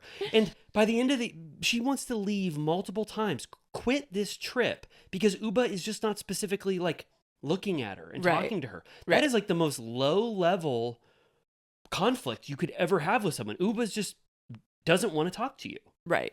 Yeah. I was just like, that whole arc for Bren, I was like, you're going to leave because of that? I know. Yeah, we can also skip through basically the entire beginning of them playing tennis was her making sexual jokes as always. Yeah. Like, winner gets to kiss the instructor and whatever. Did you see I don't remember who posted it, or maybe I just saw it on TikTok, but someone did a video of it was like Bryn going through the McDonald's drive-thru. Yeah. It was like, can you make my soda extra large? Like your dick. Yeah, like a dick would be. And how many fries are in there? Enough that I can fit in my full mouth? Yeah, and she's like, I've been engaged 3 times. Probably will be engaged by the end of this drive-through. Yeah. Like, Fuck me. and I'm like, at least it's permeated. Yeah, like it's- everyone's like, all right. Yeah, and but not even only that. I mean, we get sex humor, but then we get this like can't handle even the smallest amount of conflict. Yeah. Also, I wanted to say that I have to say again, no more. We got to take a little break on sports scenes where no one wants to play the sport or knows how to play the sport. This was the worst. It was even worse than pickleball. Like the balls were just bouncing off their heads, bouncing everywhere. No one even played for 1 second, and they all just sat down after 1 minute. No, they hated it. It was no Ramona versus Jill. Oh, absolutely not. But yeah, we do get a little nice moment in the middle where Raquel explains Bryn and Jessel ask about her French last name, and she tells a whole story about how she has no relationship with her father. He basically like abandoned her, told her that he didn't want a relationship, and so she changed her name, not even to her mom's name, but because her mom was like, my dad sucked too. Yeah. Let's like go back through the lineage a little bit and just pick a cool name. Yeah, she kind of saved that scene because they Yeah. stop all playing sports and they just listen to Raquel tell this this story. Yeah, and she gets super emotional, and I thought it was nice. And Yeah. then Bryn is crying too because she's like, I relate because I think she has a fucked up relationship with her dad. And then, but yeah, immediately when we get back, Bryn is like, I want to leave. Aaron's like, just take a nap, like, please, like, Yeah, take you're a not nap. leaving. I don't know if there's anything else, but they're making the food. And then Aaron, I forgot that Aaron is a little bit of a prankster. Oh yes, She famously last season she took Uba's phone for an hour and wouldn't tell Uba where her phone was, and Uba that got went really well. Yeah, I forget what else she did that was sort of prank in the pranker spirit. But she goes, "Why don't I do my prank stuff again? I'm gonna put fake cockroaches in this meal that Jenna really cares about and loves, pavlova, that she once got to eat at Naomi Watts's party." She said, Oh, she did. I "Yeah, missed that. and so she puts a bunch of cockroaches in that pavlova, and that causes, while they're having this beautiful, nice dinner, that causes Uba to barf and Sai to barf because they saw that cockroach in Jessel's pavlova. Do you want to know what Queens of Bravo said about that? Please tell me. They said Sai and Uba both throwing up in the sink after Aaron and Bryn's cockroach prank was like a scene straight out of Bridesmaids. This was so chaotic. Crying, laughing to the side emoji. Whoa. Straight out of Bridesmaids. And so funny hilarious. So funny that you have to turn your head for it. Well, it was so confusing yet again with Uba. I'm like, what's your world? Because is it Jessel who's the one whose plate is it on? Jessel got the cockroach on it, but she instantly knows. Immediately laughs. Here's the tell. You wouldn't cook a full cockroach in a cake. But here's what I don't like about it is that it, no matter what, it grosses people out. Even if you know it's fake. But Uba was acting like she in the chaos, didn't know it was fake. Yeah. Uba, I don't know if truly either of them barfed. I think it was... Well, Sai said that the toilet was filled with barf. Then why did Uba starts barfing in the... Oh, okay. Uba starts barfing in the toilet, but then it seemed like she went to the sink to keep barfing? Or was she washing out her mouth? Yeah. And then Sai was barfing next to her? Yeah, like I think she fully puked in the toilet. Sai poked her head in, smelled and saw the barf, and then retched. Okay. And then Uba came out, and I think they were both like over the sink. I'm so skeptical of their over-the-top behavior to create iconic moments that I thought that maybe they were was both all fake. faking it. Yeah, and But then Jenna's like licking the cockroach, and Aaron goes, "You weird latex freak." Yes, I remember that as well. Yeah, so I don't know. I mean, I guess that would normally provide joy. It was lame. It sucked. But why? Because it was like, I think it's because I didn't understand. yeah, I really am like often confused about where Uba is coming from. Like her reactions to everything. I'm like, what? So yeah, I just couldn't take this at face value, I guess. I didn't know how truthful they were being about being grossed out about the cockroach. Yeah, a lot of It just feels like they take anything that's an inch Yes. and they try and make it Yeah. so Yeah. they laugh for too long. Like Jenna then put the cockroaches in her top and was like licking them and stuff. And I'm like, first of all, you're not funny. I'm not entertained. Like I don't come to you for laughs. Yeah. Second of all, like it's just like the person who got pranked was Jessel, and she immediately was like, haha, Yeah. they're cockroaches. Like, Yeah. anyways. Yeah, and there are, like you said, they like to beat a dead horse. Yes. They also go for low hanging fruit all the time. Like when Becca says, "Should I toss the salad?" and everybody goes, they're like, "Toss the salad? Did you just hear what you just said? That's a sexual thing." Yeah. They're all like so fired up to hopefully laugh at each other. Yeah, like Jenna's putting that necklace on Bryn, and she's like, "I put it in the wrong hole," and they're like, "Wrong hole, wrong hole." Asshole, vagina. You could put it in either. It's like They're like, that's funny. That's funny. yeah, it's giving that's funny said and not actually funny. One thing though, we both talked about this, and I think we both winked at each other and liked this. Jenna kind of gives an old New York before Giuliani. Yes. Post Taxi Driver. Like, is Yeah. that 70s? Taxi Driver is 70s, yes. Post Taxi Driver, pre Giuliani. Deuce. So probably the 80s. The Deuce era. I looked this up because she said it's a New Yorker article. So I thought this was maybe this Paul Theroux article about this dominatrix that lived in New York City and did like sex therapy for people, but I don't think it's that because Giuliani was still mayor. So I was trying to look up where this article was because I want to read a sex dungeon New York City New Yorker article. Yeah. And she said she went with a reporter to a bunch of sex dungeons because they were reporting on him, and she said that she was shocked by what she saw. Yeah. A naked woman. This is like we talked about Eyes Wide Shut, I think, on Patreon.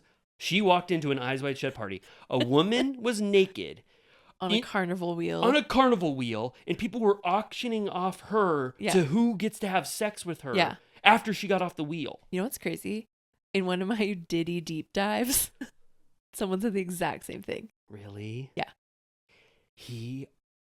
Diddy also had a carnival The wheel. diddler had a carnival wheel. Oh my God. So this is sort of a thing. This is a thing in sex dungeons. She said people would be over barrels right in front of you, making love to each other passionately in front, and then people would pull their pants down, start to masturbate. I was picturing them Wait, in we're gonna get the flagged. Ren Fair stocks.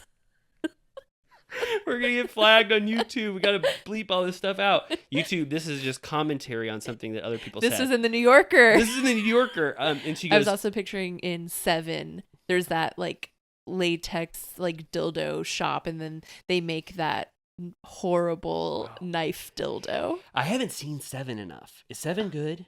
Yeah.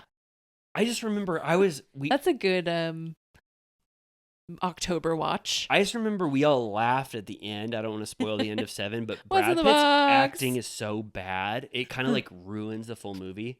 It's like raining the entire movie. So if you ever want to feel like it's raining, watch that. Okay. I do like to feel like it's raining sometimes. But anyway, I just like that old Jenna Lyons history. I could use a little more of that. If she just wanted to talk about New York City in the pre-Giuliani days, I was like, wow, you've been to a sex club like that. Yeah. I know she should throw around her New York clout more. Oh, and then this segues to, unless there's anything you want to say. I just wanted to say that earlier when they're at the farmer's market or whatever, and they're playing like how much do groceries cost? I'm like, first of all, you cannot play how much do groceries cost at a Hamptons little country mart. Right, because it's 30% probably more than anything. Yeah, it's like absolutely insane. But it was wild. Yeah. Milk, $9. Insane. It was like Erewhon prices.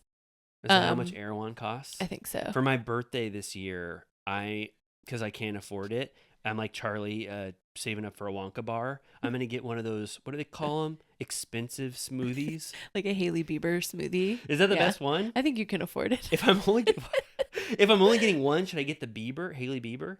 That seems to be the one I've heard the most about. Erewhon Little Turtle Cuties. Which smoothie should I get for my birthday on December 20th when I save up my money? But yeah, Jessel reveals that her embryo storage is $1,000 a month. I didn't know it was that much. I like Sai in this scene. I'm going to be honest with everybody. I like Sai 10 times more than I liked her last season because she dropped the facade. Yeah. I like when Sai was going, I'll store them for you. And then when she goes, $250,000 to store a baby, I'll have a baby for you. I'll have two of your babies. I was like, wow, I like this Sai's like wants to do all this stuff, you know? Yeah. He's like, she'll do it. Yeah. Uba also says that her eggs that are on freezer are $300 a month. Wow. I'm like, man, they're making so much money just running these freezers. I know. Could you imagine? Maybe well, if we invested in a really, really cold thing, maybe we could start doing stuff like that. Okay, so then, unless there's anything else, I just have to get this point across. Yep. Another Bryn moment. So Bryn's having an all-time LVP of the episode, wanting to leave. She can't stand that Uba won't talk to her.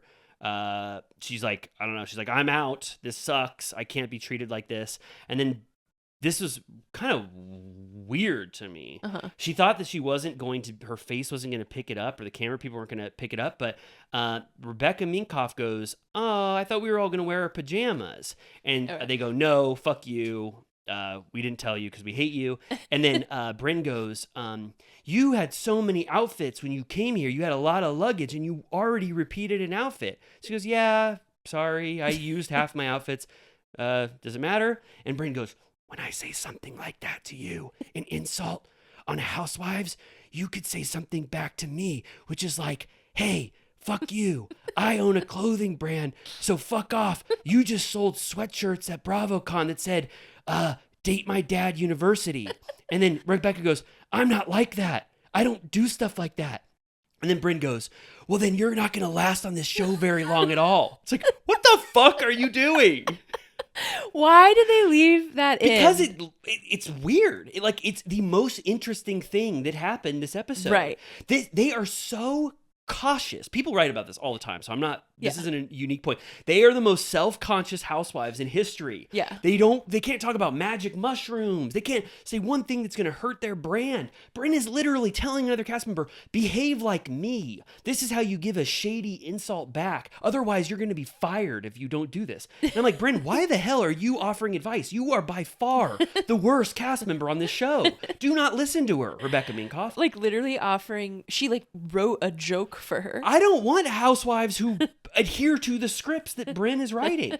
Yeah. She's like, maybe that's why then Becky went to Jenna and was like, let's have a little tete-a-tete about our fashions Bryn or whatever. told me this is how we do it. So that's a full Bryn Yeah. contrived storyline. Yeah. It was crazy that she also in the tuck had her make fun of my BravoCon sweater line. So you think Rebecca Minkoff knows this weird, obscure detail that maybe you and I are the only people in the I world forgot who about remember? that Yeah. myself. I was there. Right. It's to me, it's very indicative of the problem with this franchise, and also do not take lessons from Bryn at all. Yeah. From I how guess I'm just surprised that they wanted to shine light on that because it's kind of showing that the show has nothing. yeah. So it's kind of, I'm just curious about why they wanted to show that. Like if it's gonna come up again later, like that could be interesting, like a full unraveling of the show itself where they're like, Bryn keeps trying to make me do these fucking scenes. Like if it's just a fourth wall break completely. Like it just turns into like the comeback or like something, Yeah. you know, where Yeah. it's just like, she keeps trying to make me do weird shit. And I'm like, I don't want to do that. That's not why I did this show. She told me to say that. Yeah, she told me to like insult her on camera. Yeah, I guess that'd be interesting, but I feel like even they would fumble that kind of Yeah. fourth wall break stuff, meta stuff. Yeah. But anyway, I mean, I can't believe they picked that up. And then it ends with Uba going, which I don't want to get into this because it's kind of controversial, but they had an off-camera resolution, which I'm like, what the hell happened? You didn't Right. get this on camera. Where Uba and Aaron goes, "Look at you two laughing. You truly love each other." And Uba goes, "I do love Bryn." And Bryn goes, "I do love Uba." But then Uba, when she's recalling the story, she goes, "But I don't fucking like that you always talk over me because English is my second language. So when I'm getting on a roll talking, if you derail me, it completely fucking frustrates me because I'm like trying to communicate my opinion to you." And then Bryn immediately shuts down because she cannot take any criticism of herself. And it's, I guess, this entire weekend she feels like she's been, through the ringer or whatever. So it kind of derails them again completely when Uba brings up that criticism of Bryn. Yeah. Yeah. So yeah, there's back and forth, and yeah, we don't need to dissect this entire dynamic, but it turns out that Bryn, she's saying basically that she is warning Uba to not come off as a quote angry black woman, which feels also like she's producing the show. Like she's like, this is the way you're coming off. Yeah. And I'm like, why are you in the director's seat? No one just wants- let her come off however she's gonna come off. Yeah, no one wants their behavior regulated by you, Bryn, at all. No one. And Not she Becky even Minkoff. says like, she's like, you're engaged or like you're with that wonderful man. I want him to want to marry you. And I don't I'm want- like, are you like the wizard? Yeah. Like, Why are you Her- orchestrating the way that her boyfriend feels about her? Like, what? Yeah, her confidence level about this, and she does think that she's the producer of this show. And she said that she doesn't want Uba to like adhere to a stereotype. It's like Right. So yeah, that was and Bryn at the end of that confessional thinks that makes her look good. She was like proud of this commentary as she was saying in the confessional. You can tell she does like really think that she knows everything. Yeah. It's remarkable because you could argue that she is the least loved cast member on this show. So why would you ever, take advice or give advice? Yeah, and she sort of by the end is crumbling and says that she's over this group, which means the show. Yeah, and I'm not sure. I mean, they didn't really do too much to Bryn. I mean, she gives so much to them, quoting them out of context, stirring up a bunch of shit, and then the minute that they don't talk to her for a couple hours, she says, "I am completely out of here." Right. I know. It's dish but can't take. Is that what they call that? Yeah. And then next week we get Jessel's clueless birthday party. Oh, good. I turned it off. Which isn't well-worn territory at all. Oh, have we seen a lot of those? I mean, not on Housewives necessarily, but like the whole clueless thing. Like, I feel like I've seen like 7 music videos in that style, like the yellow plaid. Like, I'm just like, we've done this. Yeah, enough. I've seen it. Enough, please stop. That's kind of what RHONY feels like. Yeah. Enough, please stop. No. Please, God. Don't do that. No, don't say that. Yeah. But like you said, like if I didn't have to intently sit there and take notes, and I do enjoy talking about it and like picking it apart, but if I was just like hungover or like fucking around in my house, like I would enjoy it extremely casually, but that's not saying much. Yeah. My what's it called? Analogy. My analogy was like if on Christmas time I put on those Yule ambient log. Christmas, like I put on a Yule log or I put on the Harry Potter, the Harry Potter castle where it's just like Christmas music or whatever. Yeah. You just put that on. This franchise is like that now. Yeah. Don't think about it. Don't write about it. Yeah. Don't, for the love of God, don't talk about it on a podcast. Just Write put it, on. regret it. Write it, regret it. Close your eyes and just listen to a Housewives show. Yeah. It's giving Housewives. Yeah. That's how I feel about Emily in Paris. Half of it's in French, and I'll just be on my phone, and I don't bother to look up to read the subtitles, and I'm like, it's giving show. It's the show. It's on. Netflix giving has one entertainment. It's giving acting sets. I'm There's sure. humans. Have you heard of that slow TV? Have we talked about this? Slow TV. What's Swedish that? people, like they just watch. I don't know if it's Swedish actually. No offense. It's like they watch like a train, and then the conductor will go like, "Can I have your ticket?"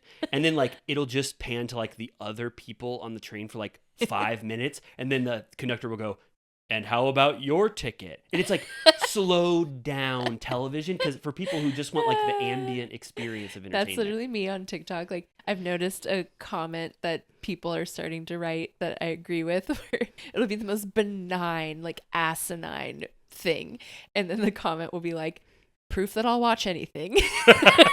And I'm like, fuck, you're right. Yeah. Why did I watch that? Yeah, that's great. Well, good. Yeah, RHONY is a lot like that. But it's, interesting to talk about, I guess. It's interesting to dissect what doesn't work sometimes. Yes. And RHONY is a case study in what does not work.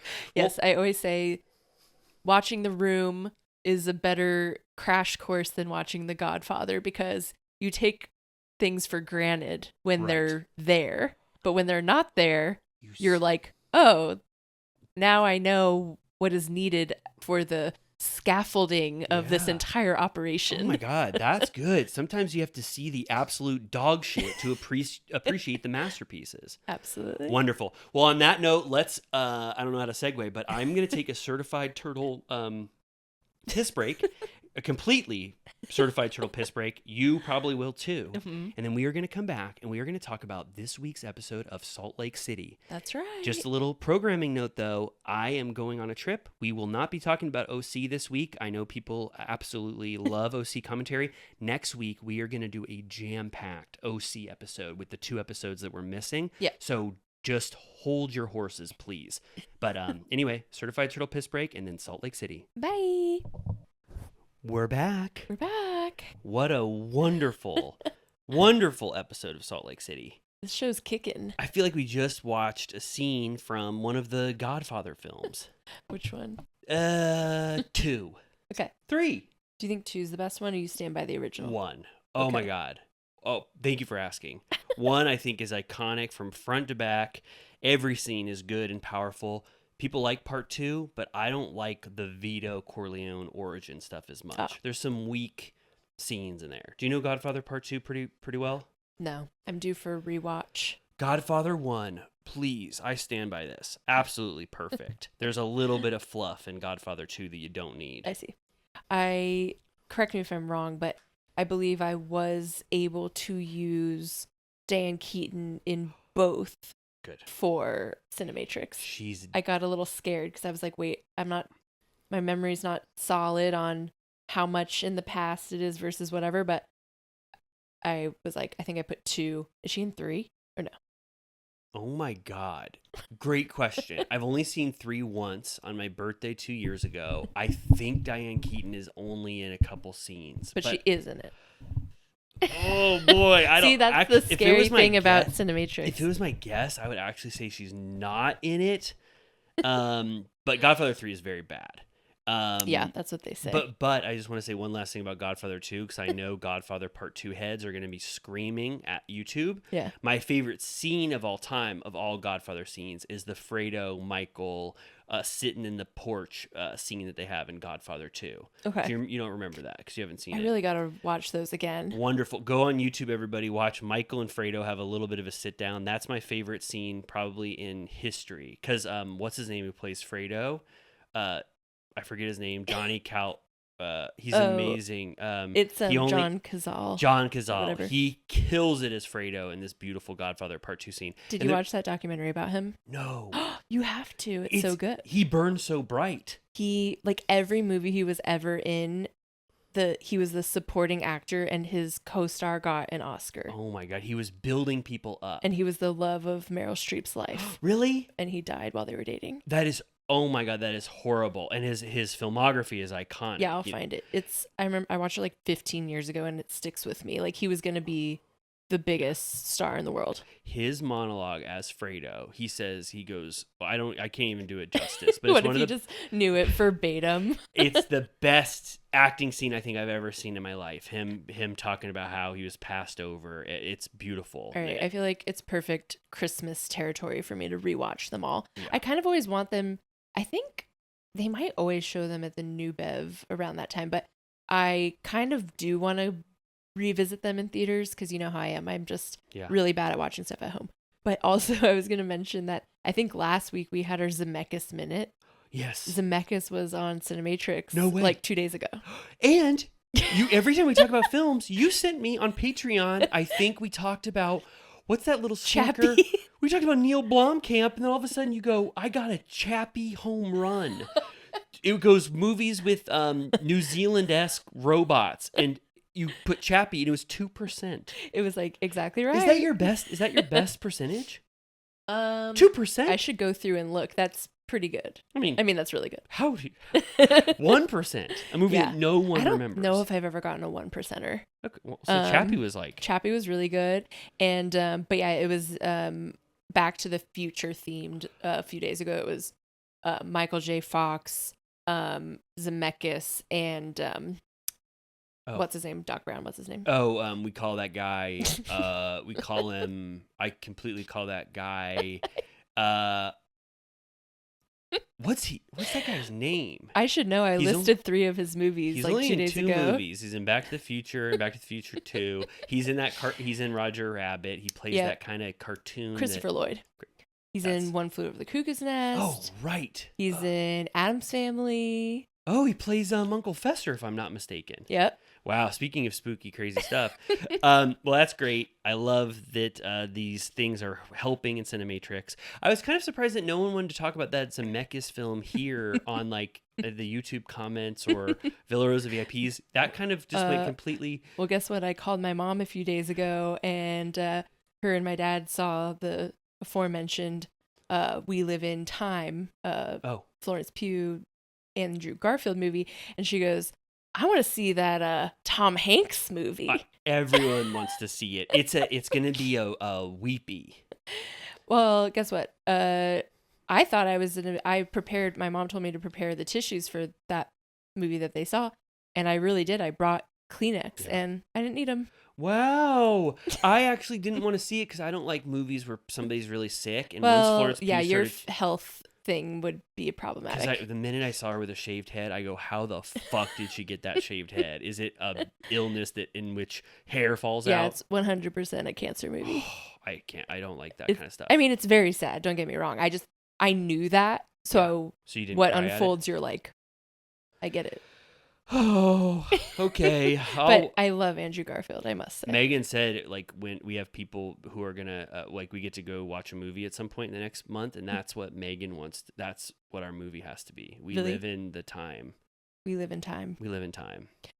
It's nice. All right, yeah, I know, but I wish I wasn't wasting my movie on that. Anyway, the reason why we started this conversation talking about classic mafia films is because this fucking episode of Salt Lake City was almost like a mafia film. Yeah. In a way in which Angie K, who I absolutely love now, Yeah. Angie kind of, she creates a little bit of fake garbage.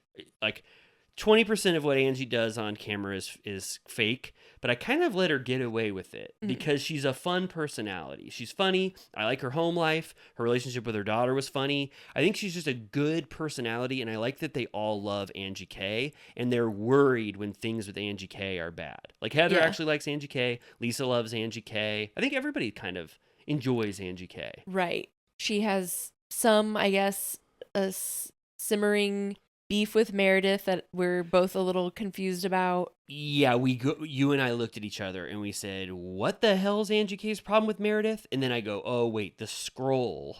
The scroll was about... I guess it's still about the gang shit, which is why she did this party. Meredith did the rumors and nastiness thing last season was about her possibly hearing the rumors that Sean was sleeping with men. Yeah. But Meredith never said it. Monica was the one that said it. Uh-huh. But Angie K kind of uses Meredith as the scapegoat for all of the shit that Monica brought to the forefront.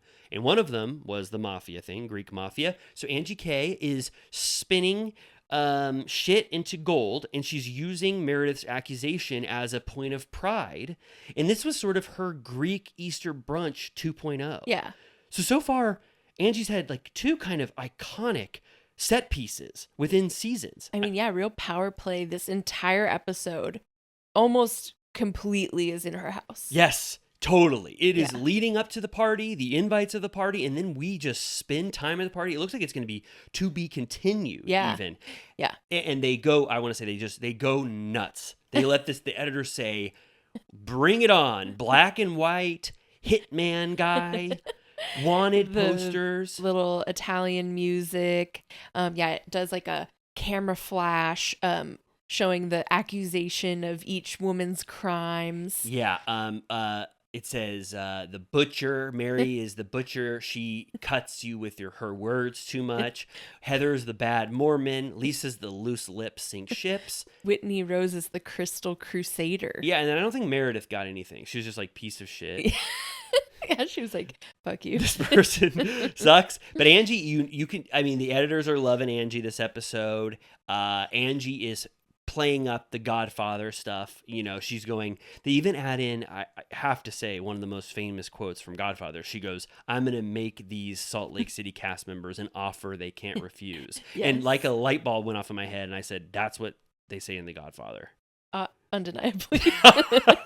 You have to tie that to this. And then they segue. This was perfect. So first of all, it's Angie just plotting, like being the Godfather. And then they tack up they nail one more wanted poster into Lisa's house, onto one of her glass windows. And then it cuts to, we see Lisa's reaction to the wanted poster. Yeah. So it's kind of the perfect way to like take us to the present day. Right. And Lisa goes, she's telling John and Henry, she goes, I don't know how the hell I was invited to this party, but I'm glad, because if Angie didn't invite me to this party, it would mean that our friendship is like has bitten the dust to a degree to which we can never recover. Right. And then they, as a family, they FaceTime Jack in Bogota, and he's like, well, should it be my family? I'm currently dining at the finest establishment in all of Colombia. Yeah. And it would appear that he's eating a hamburger. Hamburger in what I suspect were French fries. And remember, Lisa was touting Jack's Yelp expertise. She goes, remember in the first episode, she goes, Jack has already found the best coffee shop, the best bookstore, and the best restaurant. So this lends a little more credibility that Jack he knows his way around Colombia like the back of his hand. Right? I love it. Little Henry is like, enjoy your burger. Yeah, Henry's so sweet. You can tell he loves his brother. And also Lisa goes, I've been hearing horrible shit about Angie saying I'm a bad mom. And Henry goes, you're not a bad mom. I love that you let me play video games. Yeah, he's like, don't let her tell you otherwise. Yeah. Okay, then we get Meredith and Whitney meeting up. And pretty quickly off the bat, Whitney apologizes because she's going to set her aim at someone else. Whitney's so... what's a better word for contrived? You can see her moves a mile away. She's so, what's that called? She's so not calculated. She's not calculated. Transparent. She's so transparent. She goes, Meredith, her scene is she's trying to have the iconic Heather scene. She's trying to Scooby-Doo Monica again and have a Heather moment. She's so jealous of Heather. Yeah. She's so jealous of Heather. She cannot believe that Heather became the #1 snowflake holder. So she goes, I've got my own Scooby-Doo mystery going on here. Meredith, I forgive you because I found out who the real villain was. Meredith goes, fuck. What the hell are you talking about? She goes, I found out definitively 100% from one of the best sources in the world. Absolute, basically JFK confidant level. That Lisa is the one who, made someone... She got verbal confirmation that Lisa leaked that Alibaba screenshot. So Lisa said, Queens of Bravo, or... What's another Bravo? Dorinda Deadly. Bravo bombshell. Hey, you gotta run this Alibaba jewelry story. Please delete my DM after so there's no physical proof of this. Trace. I just fully, this shit, is so fake. Whitney might believe this. I don't think she even does. But this whole thing is just complete garbage. Yeah. The Adam confirmation is pure shit, garbage. This is a fully contrived storyline. And I really don't even think Whitney believes that Lisa did this. Yeah, she said that she's seeing an entirely different picture since Milwaukee. And Meredith goes, this sucks, Whitney. This whole thing sucks. I wouldn't do this at all. This is pure shit, this storyline. But you should confront Lisa, or I don't think Lisa would ever do this, but tell her pretty soon before you keep going down this path. Right. And then Whitney goes, I'm not listening to you at all. All signs point to Lisa. Yes. Okay. Now we go to Mary's house. And I think we got, someone commented last week when we were concerned about Robert Jr.'s energy level that I honestly didn't do my journalistic duty to confirm if this was true, but someone told us that there was news that Robert Jr. did check into rehab recently. He did? That's what they said. And like I said, I did not do a Google. Should we? Mary Cosby's son. This will take too long. No, you go ahead, and I'll just say that we had reason to be concerned because in this scene on tonight's episode, he gets home. He's wearing like a huge puffer jacket with like a hood and a beanie, and his what they call this, who he's with, Lex, his wife in quotes. You hear laughter, like giggling as they climb up the stairs. And I couldn't tell. Did her hat say VIP? Who, Mary's? Lex. Oh, Lex's said The VIP. wife. Yeah, I didn't look at that, but you were right. According to documents obtained by the U.S. Sun. Oh my God. U.S. Sun is so cool. They have all the exclusive scoops. He is currently, this is not good now. He's currently in an inpatient treatment facility in California. Okay. That happened October 4th. So this sleepy stuff, we just said this is one of the sleepiest people we've ever seen. It turns out there's something deeper, right? He was scurrying up the stairs with his wife, and she's like, "Where have you been? I've been calling you for hours." And he's like, I was at a friend's house. He goes, phone didn't work. And Mary goes, my phone call didn't go through. He goes, phone, no. And then Mary goes, something is wrong with Robert Jr. He doesn't come to me. What did she say? He now seeks advice from Lex. Yeah. He doesn't use me for information anymore. I think things are bad. Basically telling the audience without saying that he's on drugs that things are really bad. Yeah. But then I was kind of like, would she have ire towards Lex? But then she goes, go up to the stairs. I have a friend come over, so do not slide down the staircase and start making a bunch of noise while I have Bronwyn over. And then Lex goes, okay, love you, Mary. And Mary goes, I love you too. It was like, whoa, okay, so you like Lex. It was giving like full high school where like you get home and you encounter a parent and you're just like, oh God, time to run. Like, yeah, and get you're out high of here. as a kite. You were just smoking weed with your friend Johnny and playing Halo, and then your mom busts you going up the staircase.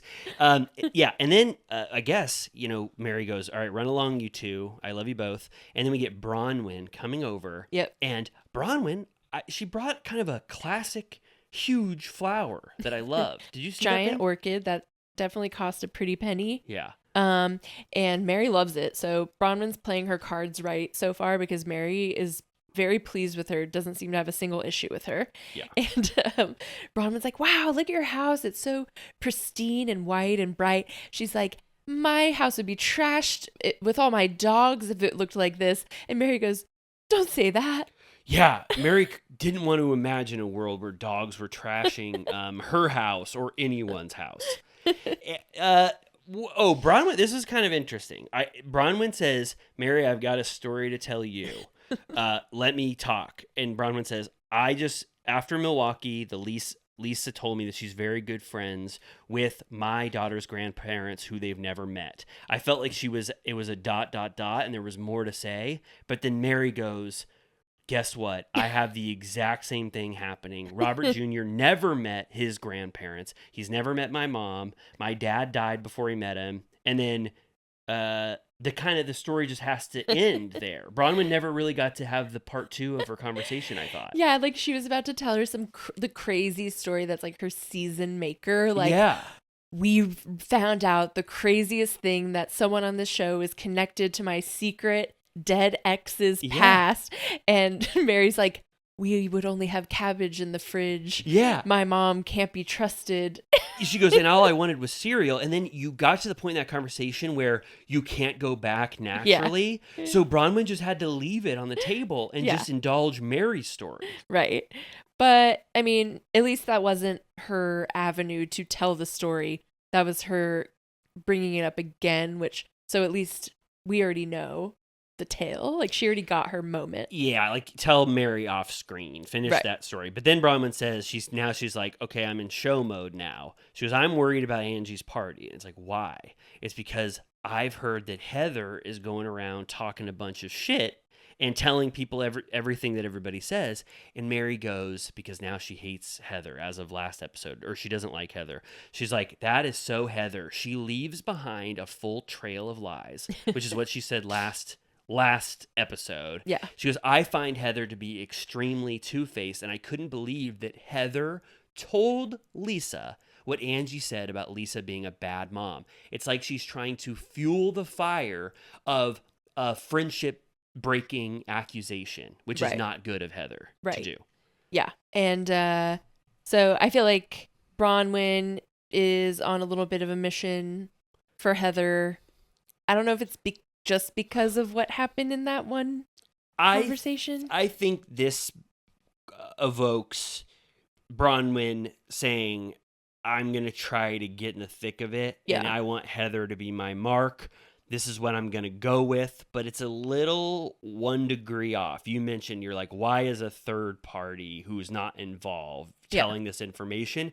I think Bronwyn just thinks this is how the shows work, but Bronwyn should relax at this point because she's absolutely killing it. She brought that orchid. She has this great storyline, not great, but like she has this organic major thing that is happening. So she doesn't need to worry that she's not making an impact on this show. Right.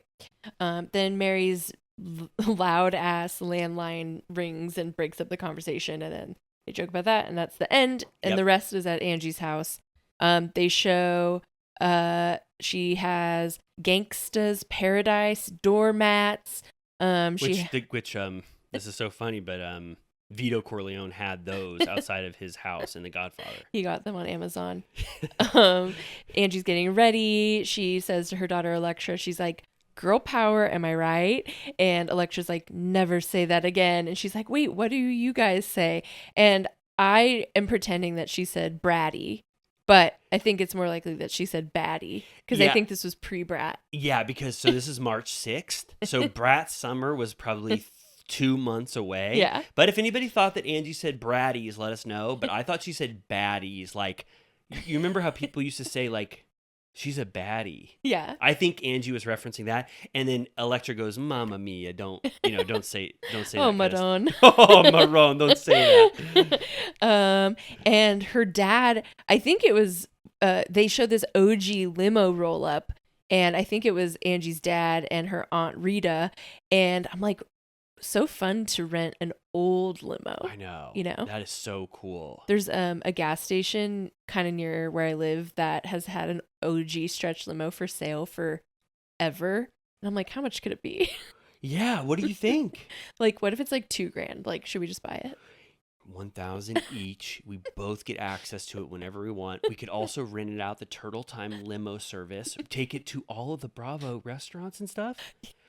Our janky tour system. That's perfect. Do they let you drink alcohol? I think in the back. Oh, that's The amazing. driver.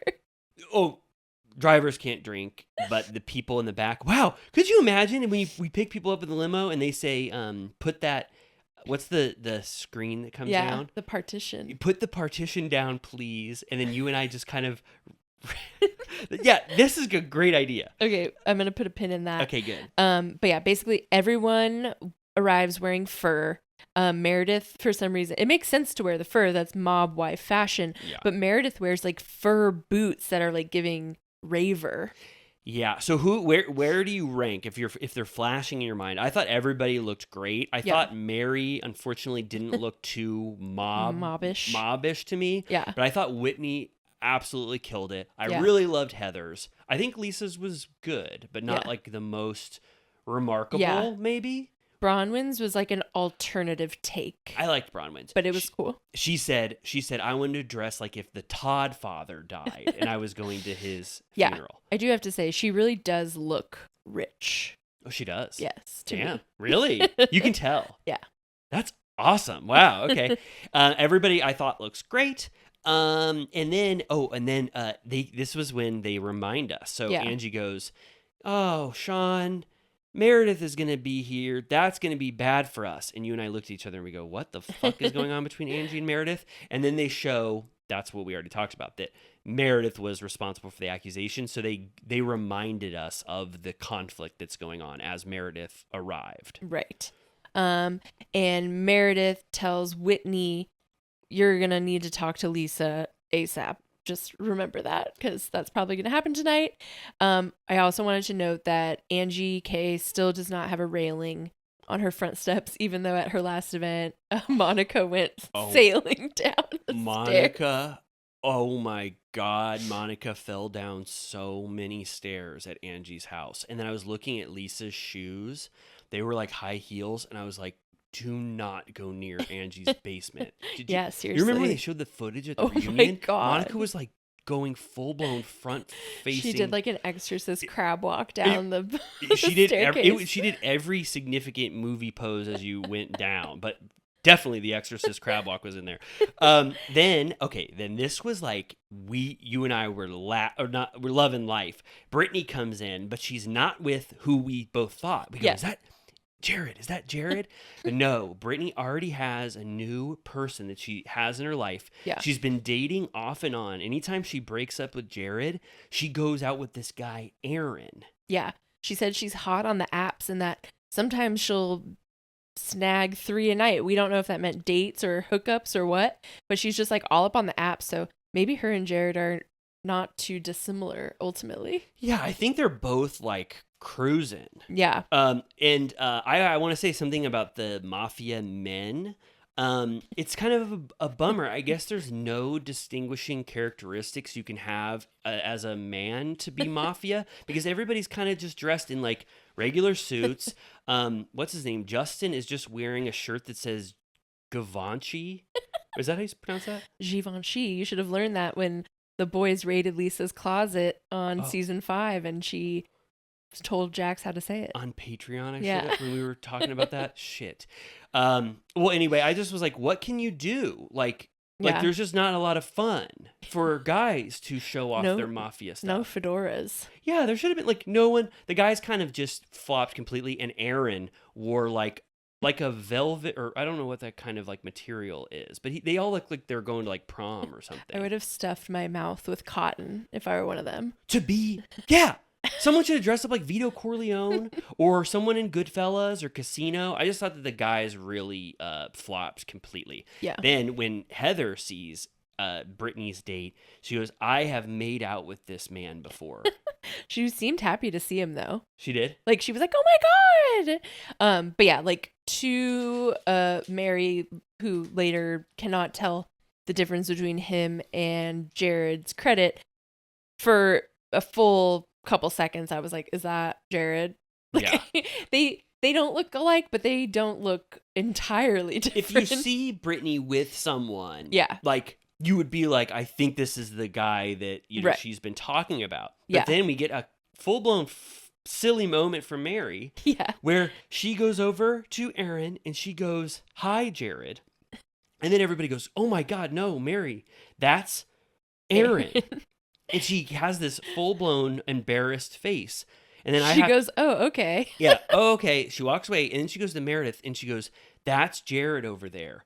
Go tell him he's Jared." And Meredith goes, "I think that's a guy named Aaron." And Mary goes, "No, that's Jared. Go tell him he's Jared right now." And I was like, is Mary trying to convince herself that she said the right name? Or does she want to fuck over Meredith and make Meredith call She Jared? was like, "I'm not doing that," and she was like, "That's literally not Jared. Go say something." But was Mary trying to fuck with Meredith to make her also make the same mistake as her? I have no idea what she was trying to do. And then Meredith looks up Jared online Yeah. on the internet, and she goes, "That is not him. I'm not going up to him and calling Yeah. him Jared." They show us a side-by-side photo. And then we get the sweet speech with Angie saying that she met Sean at 25 years old.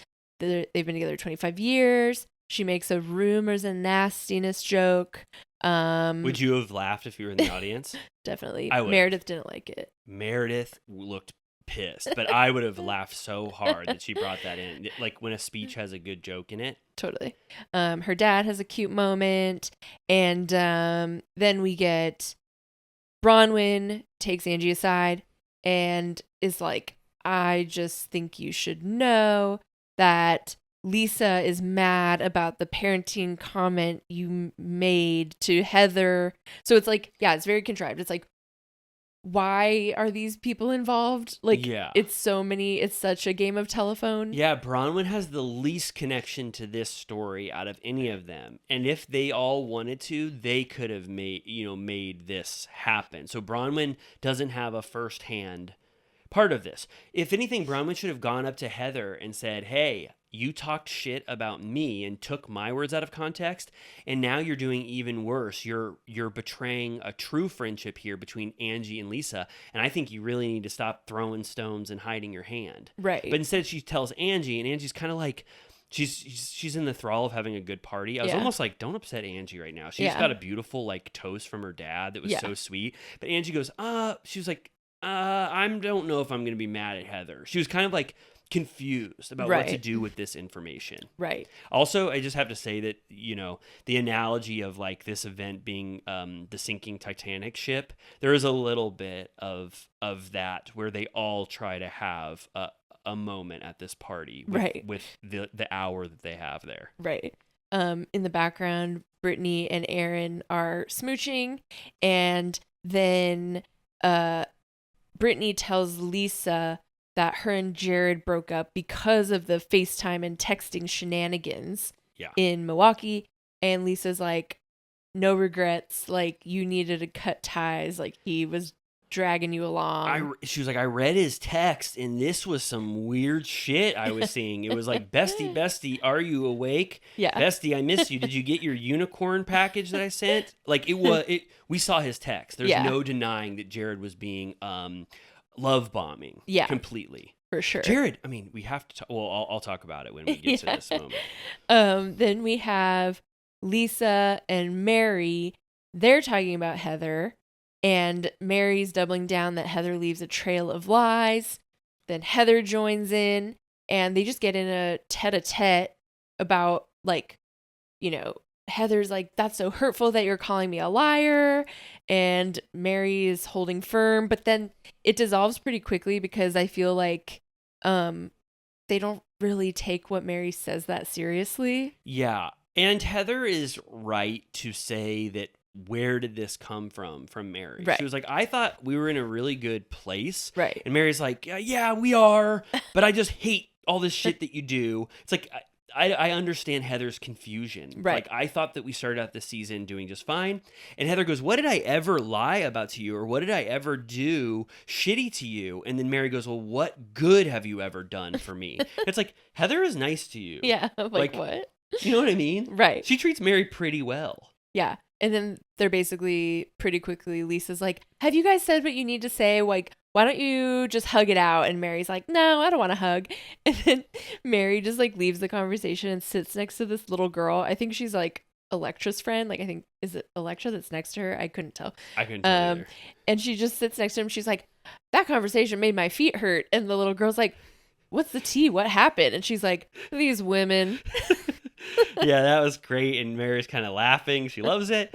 Then what happens? Oh, Angie goes to Heather. Yeah. And she goes, I heard from Bronwyn that you told Lisa what I said. Yeah. And then Heather goes, I think that it was out of character for you, these digs about Lisa, which is very true. I'm really with Heather on all this stuff. I think Heather has the right to tell Lisa that Angie's comments about her behind her back are getting to a level that you almost can't come back from. And shitty mom behind her back is a comment that is worth repeating, especially on this type of show where information just travels between people and we want to have conflict if we can. But just as a friend to both, I think it was right for Heather to tell Lisa, hey, just so you know, not only is Angie just like maybe posturing about being shitty to you this season, she's going pretty low behind your back. So in my opinion, Heather is right to tell Lisa about this. Yeah. But then they go over to Bronwyn and are like, Angie just told me that you're in her ear telling...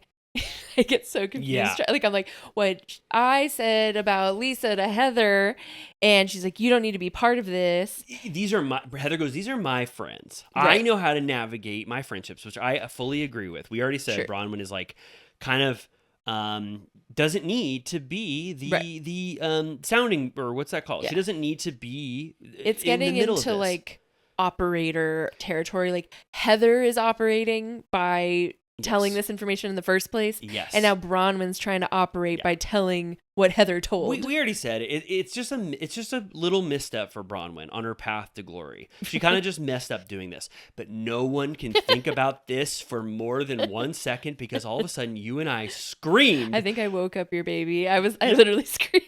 My daughter started screaming too, and Jared Osmond walked into this mafia party, and I swear I did not imagine a world where he could have done this. Like, I know on these shows you should imagine that could be a possibility, but I did not think. I for feel 1 like we're second. so starved for like little surprises like that in 2024 Bravo that it was such a delight that someone is that nuts. Yes. You know? Yeah. No one can ever say, Jared can never say that he didn't want to be on this show, that he thinks that Real Housewives is a bad public platform, that he hates his relationship being scrutinized on this kind of thing. No, you want to be on this show so bad. Yeah. So bad. Yeah. Brittany is fully shocked, jaw dropped. Mary's like, that's him?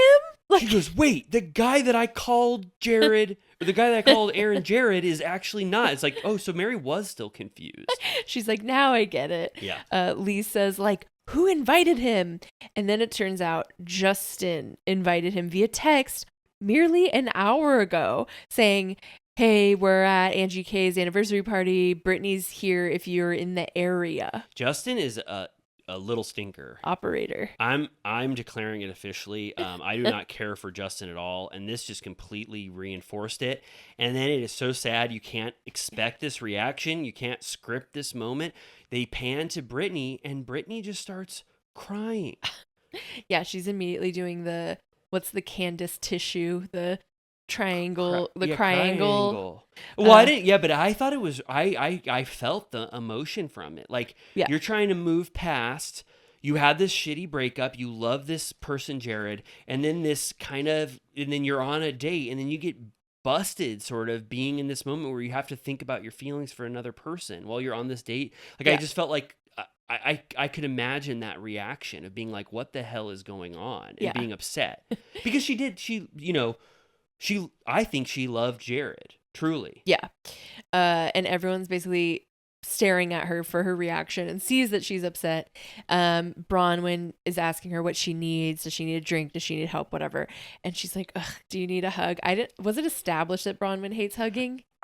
It wasn't established, but the minute Bronwyn said it, I'm like, oh, this is a new. That's like a pretty common, like it's like half of people or a quarter of people make it clear that they're anti-hugs. I've talked about this before. There is nothing worse than when you don't know if you should hug or shake hands, and we have this awkward time where someone says, I don't want to hug. I just instantly go for the hug, and I say, fuck it. Stop me if you can. Yeah, stop me if you can. Give me your hand if you can. And I love this. Like Bronwyn hugging Brittany, it kind of solidified the impact of these two new full-time cast members. I was like, damn, like I love these new additions. Yeah. And they're having this like hugging moment, like just an iconic moment between them. Right. That was pretty great. And then Lisa, of course, already hates Jared and is like, I would ask him to leave if I were you. And she just like takes her by the side and is like, let's get this over with, marches her over and is like very like mom mode. Like, hi, Jared, we're actually shocked to see you. I'm going to help her out a little bit here because she's afraid to say what she needs to say to you. Yes. And then she's like, do you want to go outside to talk? So then they go outside. She's like, why are you here? And he goes, the charcuterie board looked good. And she goes, stop it. Why are you really here? And she's like, I'm so confused. And he's like, I didn't come here to start drama. Which of course he didn't. Like that was the furthest thing from his mind. He goes, I came here because I miss you. I love you. Yeah. And she's like, this is just really confusing because I'm like trying to move on. And obviously you know that I love you. And on the inside, Mary's talking to Aaron and is like, how long have you guys been like dating or whatever? And it does seem like it's like casual, but he said like basically whenever, but for a month. For a month. Mary goes, what the hell? And then Jared goes, Brittany, do you want me to leave? And she goes, no, I don't want you to leave. And he goes, well, then let's get you out of this cold. And then they go back in, and then their time is done, and it's time for Whitney and Lisa to talk. Yes. Okay. And then I was kind of like, wait, I loved that Jared and Brittany stuff out in the cold. I was like, Whitney, I don't want to see this garbage from you, this fake, completely fake Prism story. Yeah. But then it ends up being amazing because of how Lisa handles it. Yeah. So Whitney goes, Lisa, you can tell Whitney is working herself up to have a scene. She's very, I can't figure out the right word for Whitney. Well, you said it. She's so transparent. Yeah. I see the wheels moving in all of her actions. And she goes, guess what? The hotel manager called me and said you left your son Ray in the hotel room. And Lisa goes, oh my God, I did. I accidentally left it in my room. And what is so cool about Lisa is that she's lying, but she plays it well to where if you're Whitney, you could be confused and think maybe Lisa.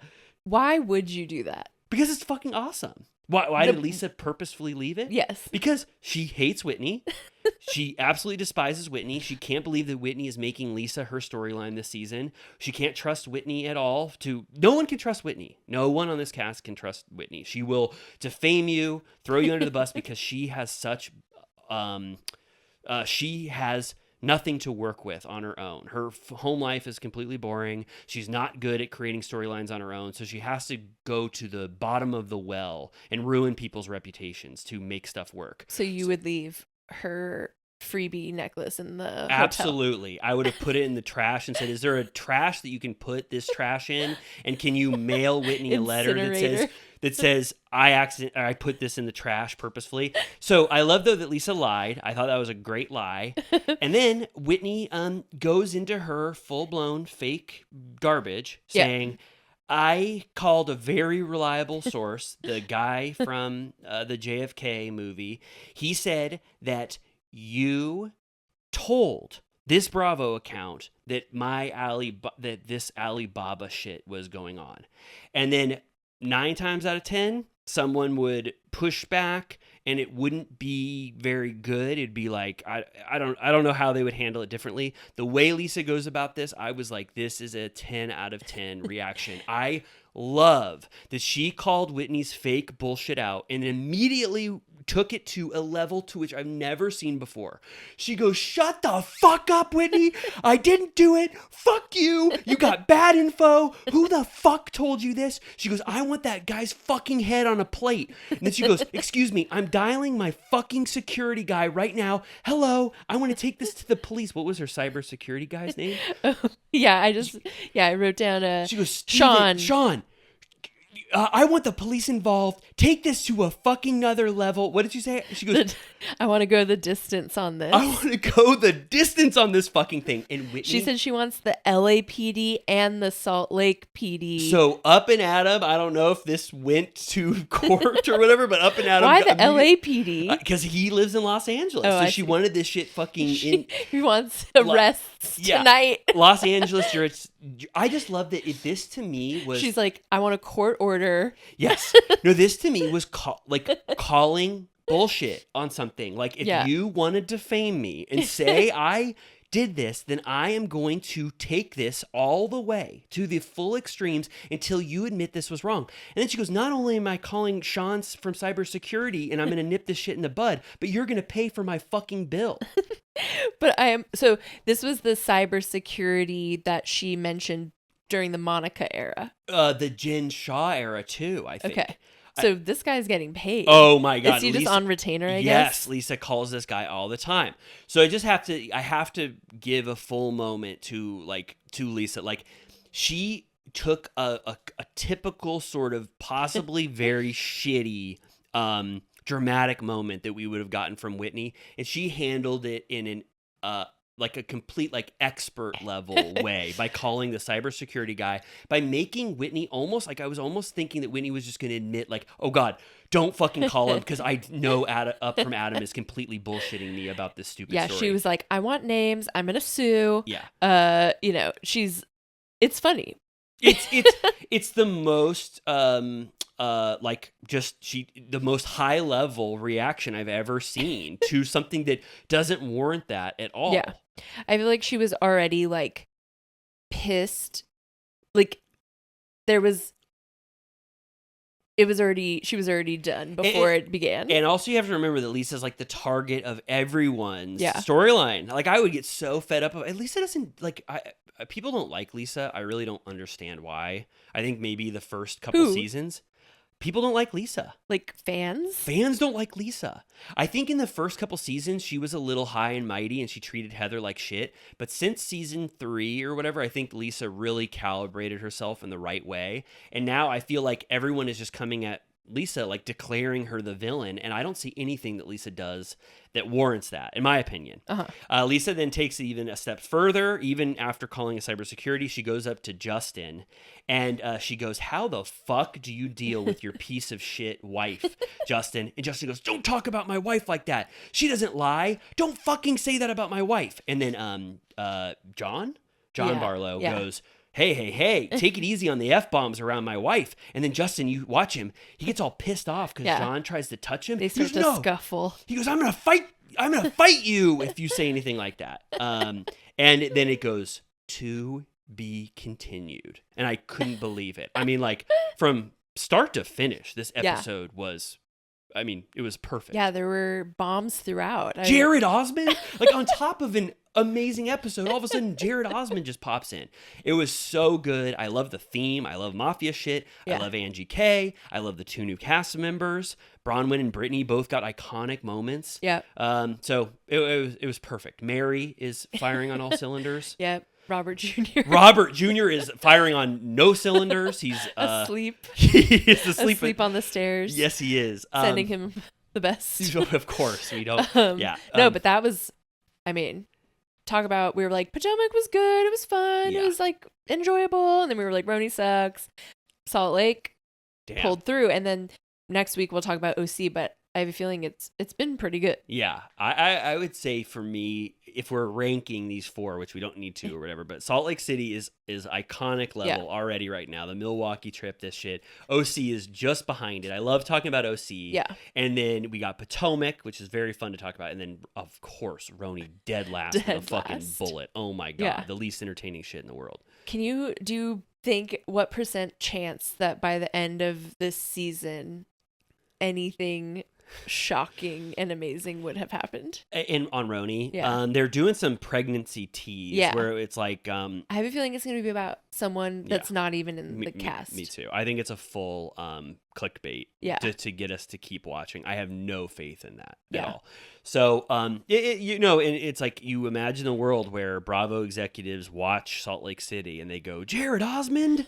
What the hell did Mary say to that kid on the bench? And then they go, and I like RHONY too. Yeah. And then everybody goes, yeah, I like this new season of RHONY also. It's like you see the barometer for great Bravo entertainment, and then you pretend that RHONY is even close. I took another Queens of Bravo screenshot because it was just like their entire story was such payola. Right. That it said, the ratings are growing for the iconic RHONY. Renew Jenna's contract now. Renew Jenna's? And I'm like, did AI write this? Were you like, write something that will be up to par for the check that Bravo wrote me? Why Jenna's contract? What did do anything? What did Jenna do that episode that gets the spotlight? I have to say, because we brought up Queens of Bravo, and I don't know, I'm like scared of them. Get your check.